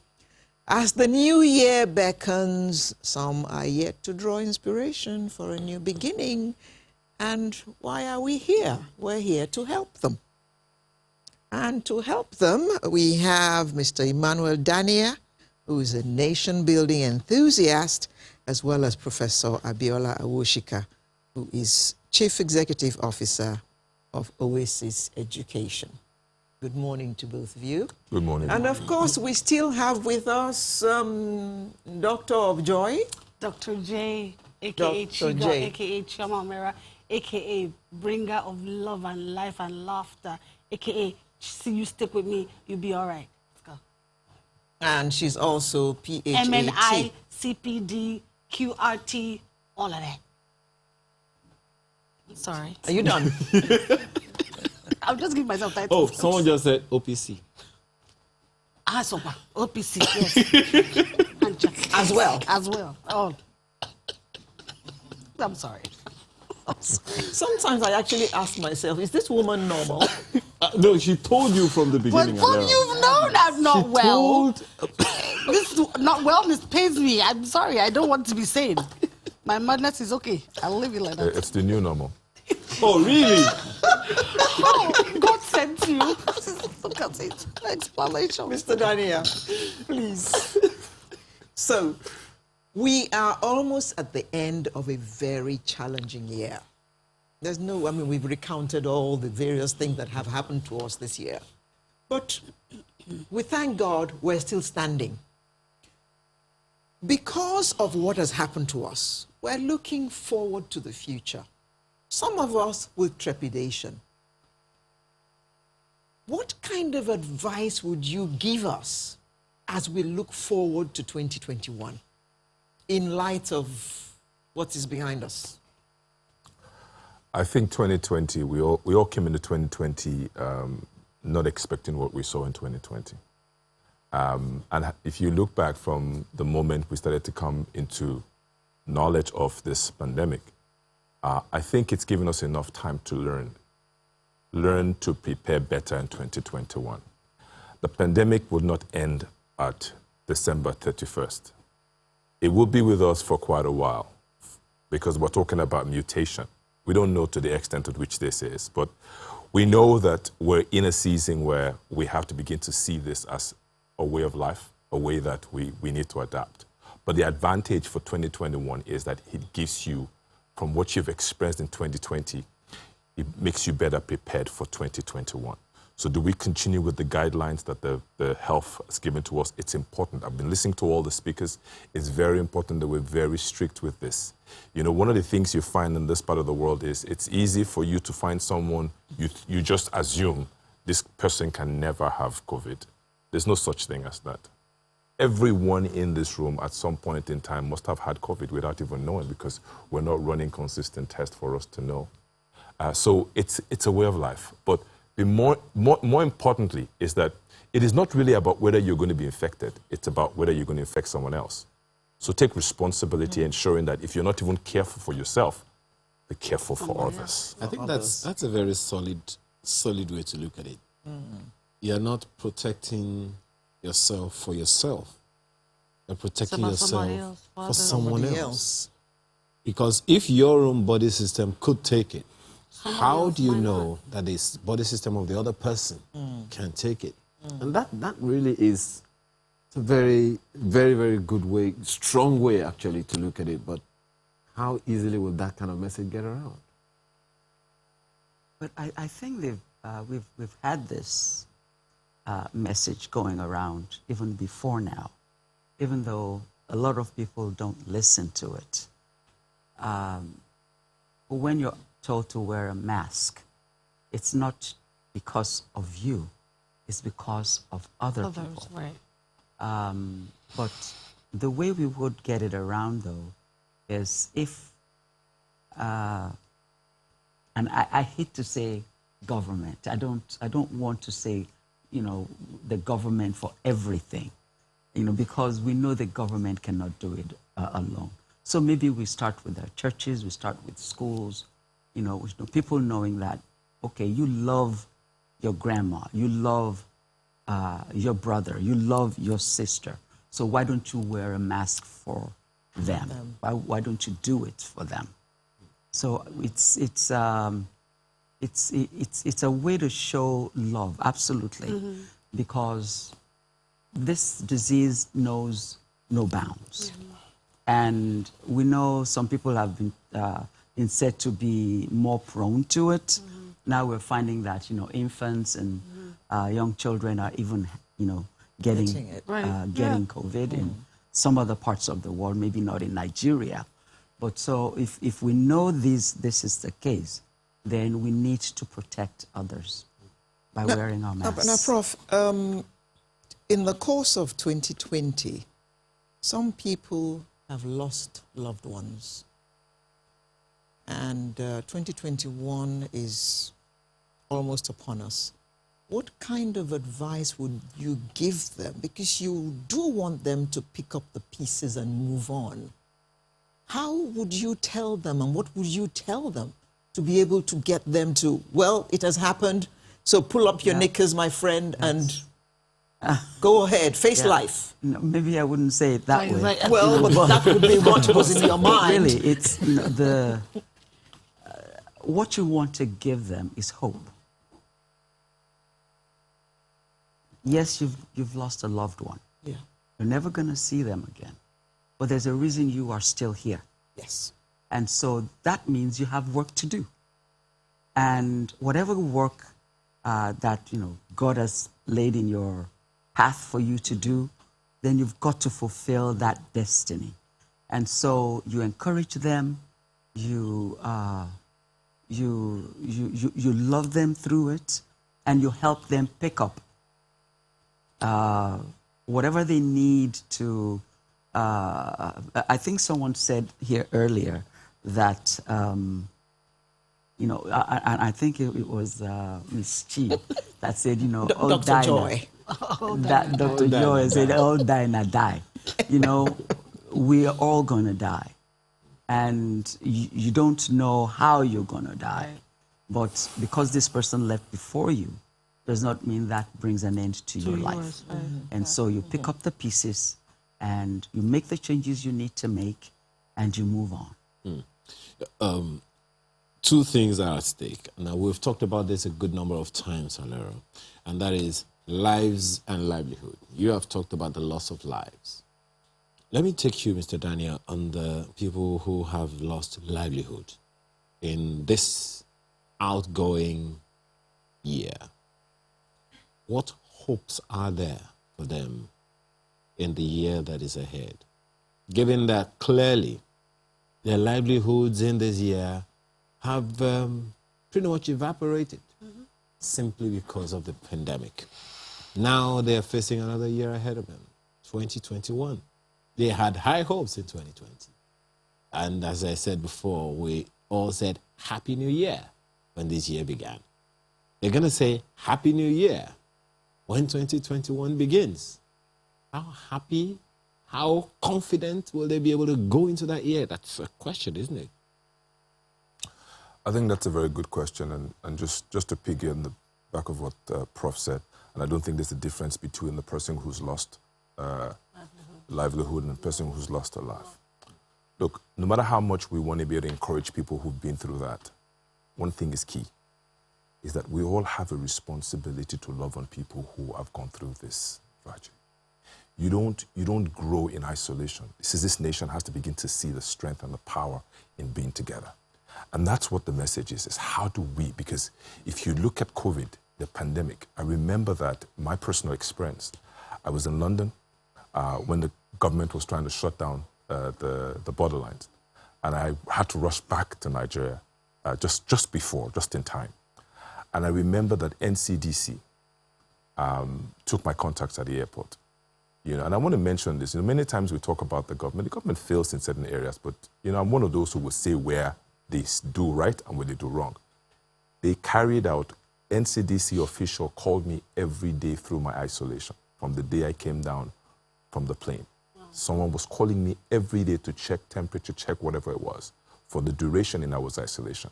Now, within that period in isolation, I started seeing the symptoms of COVID. I had the loss of smell, diarrhea, the chest, all of that.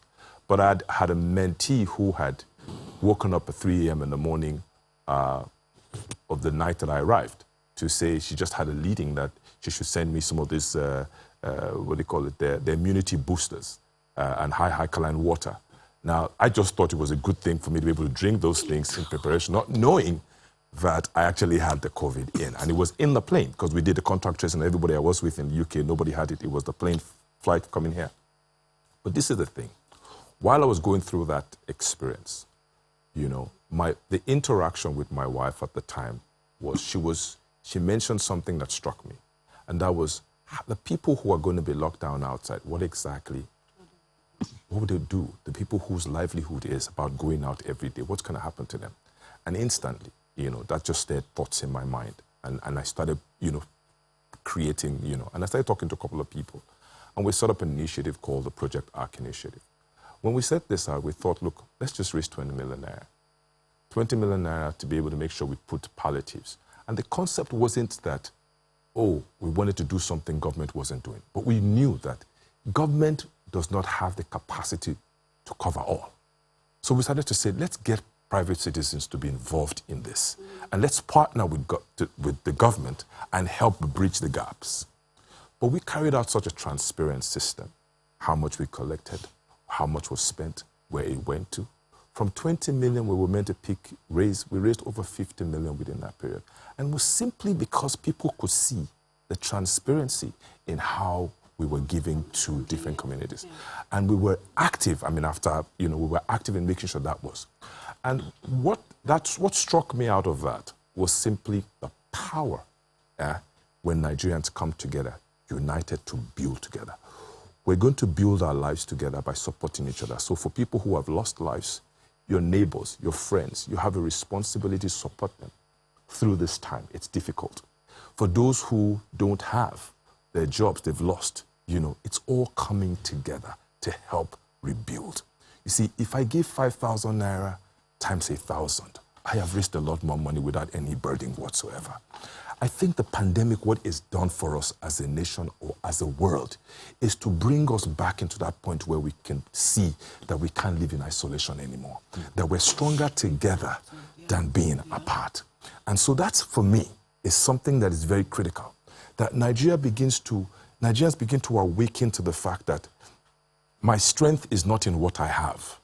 You understand? My strength is in how strong my neighbor is. In other words, where my neighbor is where I'm at. Yeah. We often say this in the parlance of faith.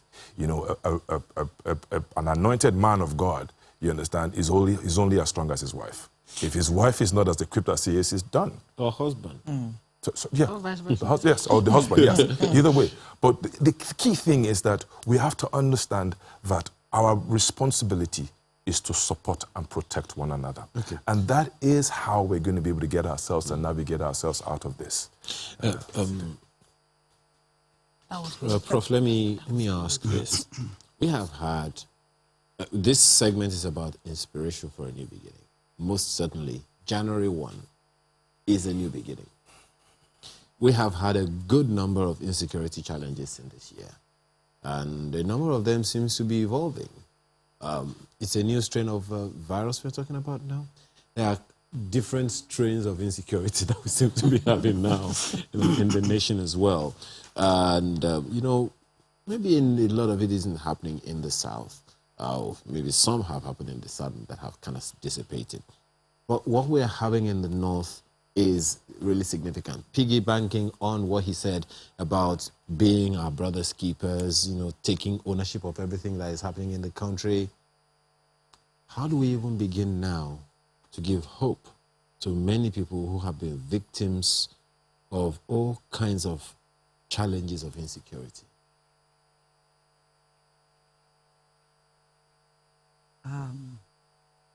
I want to be the Alero's position of saying, now who I go ask. It's very hard to feel, especially what they're feeling in the North, because it's not, we're not getting out on the streets and we're seeing it. Yeah. And, but we can't be removed from it, because if it's not checked, there were some conversations in the past that were talking about some people, some of those forces were moving to the South, and so we have to be careful. You have to watch it. If we're not careful, it could move to the South. And what we do is we become our brother's keeper. We have peace here. We have funding. We have NGOs.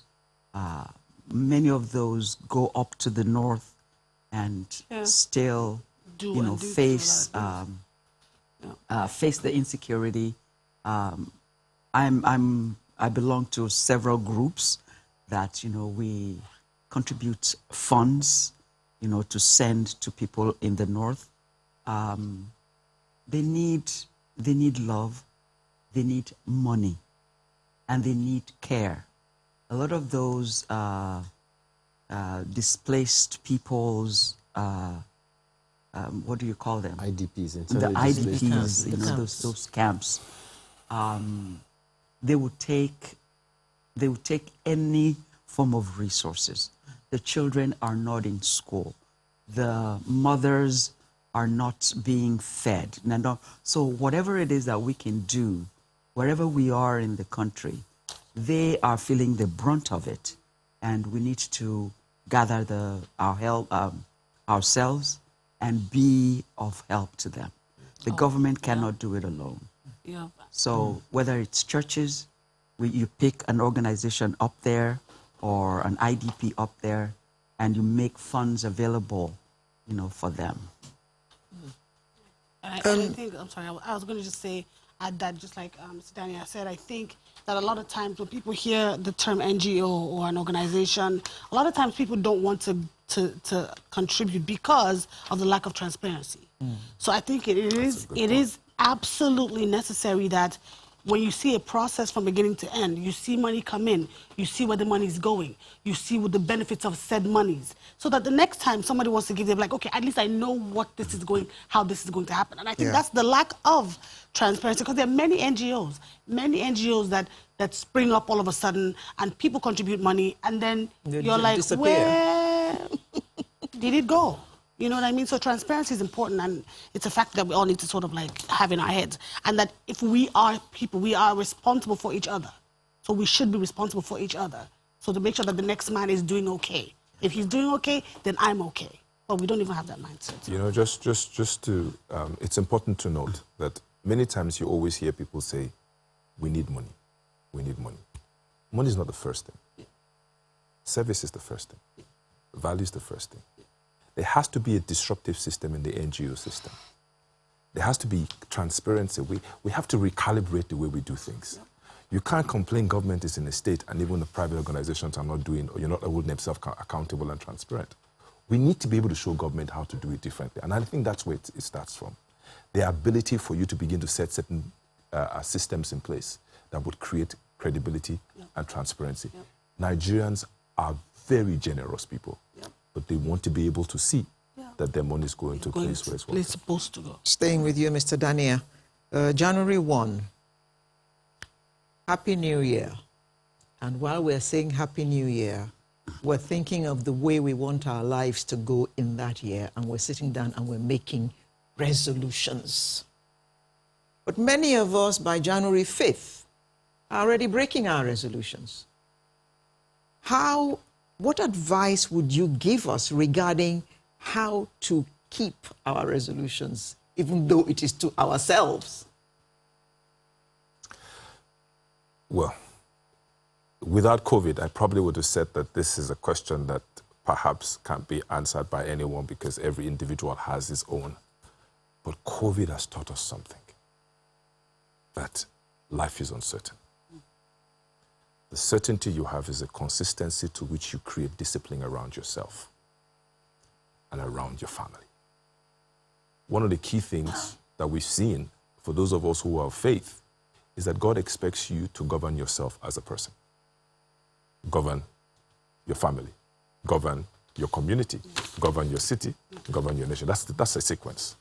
So to answer the question, I believe that if nothing else, from what we've come from this 2020, it's important for us to begin to see what is the protocol around COVID teaching us? There has to be discipline around that.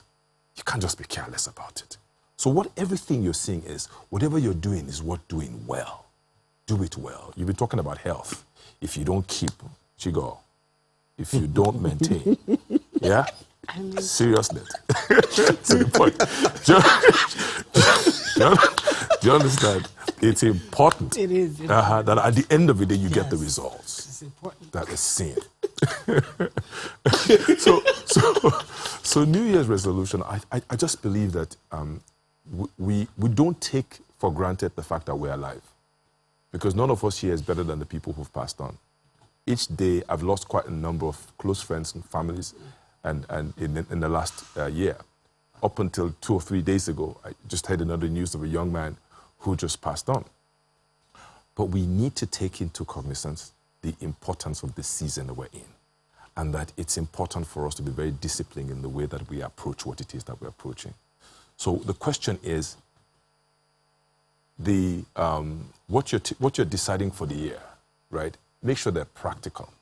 Don't set high goals. You know, start small. Start with the little thing, the basic things. Yes. If you can do 10 steps of exercise, you understand, a day, that's fine. It's a good start, Shigo. And then he moves on from there. Yeah. Do you understand? Instead of them telling you to Go do two, 3 hours, 4 hours. The stairs like maybe twice. 10, 20, 20. That's There the you start. Okay, thank you very much, Emmanuel Dania, nation building enthusiast, and Professor Abiola Awoshika, founder, CEO of Oasis Education. Thank you very much for coming. I just need to read one or two tweets. We got one from Lydia Akmubaro, who says, education is supposed to impact attitude. It should make one do more good. And then Festus Akimboyewa said, millions of us in the UK couldn't even celebrate Christmas. My children and grandsons were not allowed to visit, courtesy of COVID. That is the one that wrenches at grandparents' hearts. Yeah. That your grandchildren cannot come and see you. It's robbed us of so much. Because of your age. It's robbed us of so much. And because of COVID. Yeah. I haven't hugged my mom I haven't hugged my mother in a while. Because she's, my mom lives with her older sister, so they both are extra cautious. Like, my mom wears the N95. I'm like, where are you going? To the moon? Like, it's the big one with this. I'm like, Mom, you're in the house. Really, there's nobody here. She's like, so when you come, she kept me outside. First time I went to see her, she was like, veranda, please. But she needed her phone to be sorted. So she now came to me with 2 bed sheets over her face. I need my phone. Please help me to do the WhatsApp. It's not... Then she now cleaned it. I'm like, wow, okay. But isn't that the reality we find ourselves? It is. That's what I'm saying. That's why I think we need to be more aware and vigilant and obey the rules, because we're not obeying the rules. Hence, we're robbing ourselves of... I've not hugged people. Like, I'm a hugger. So it does me one kind when I'm like, no. Okay, wait. We'll come to that hugging part, in a bit. We can't hug yet. We need to hug the music. Yes, right we do. now. Yeah, we need to go. I need to be in a band. I need to join. Like, I've been looking for a band. This tweet, please. Okay, just one more. Just the last tweet. Nigerians must continue to be hopeful despite our plethora of challenges, because Jesus is the Prince of Peace. If we continue to remember the purpose and plan of God at the birth of Jesus, we will surely find peace. I think that's a good tweet for us to end that segment. Yes. All right, some music. Feel free to stand to dance if you feel like it. Okay.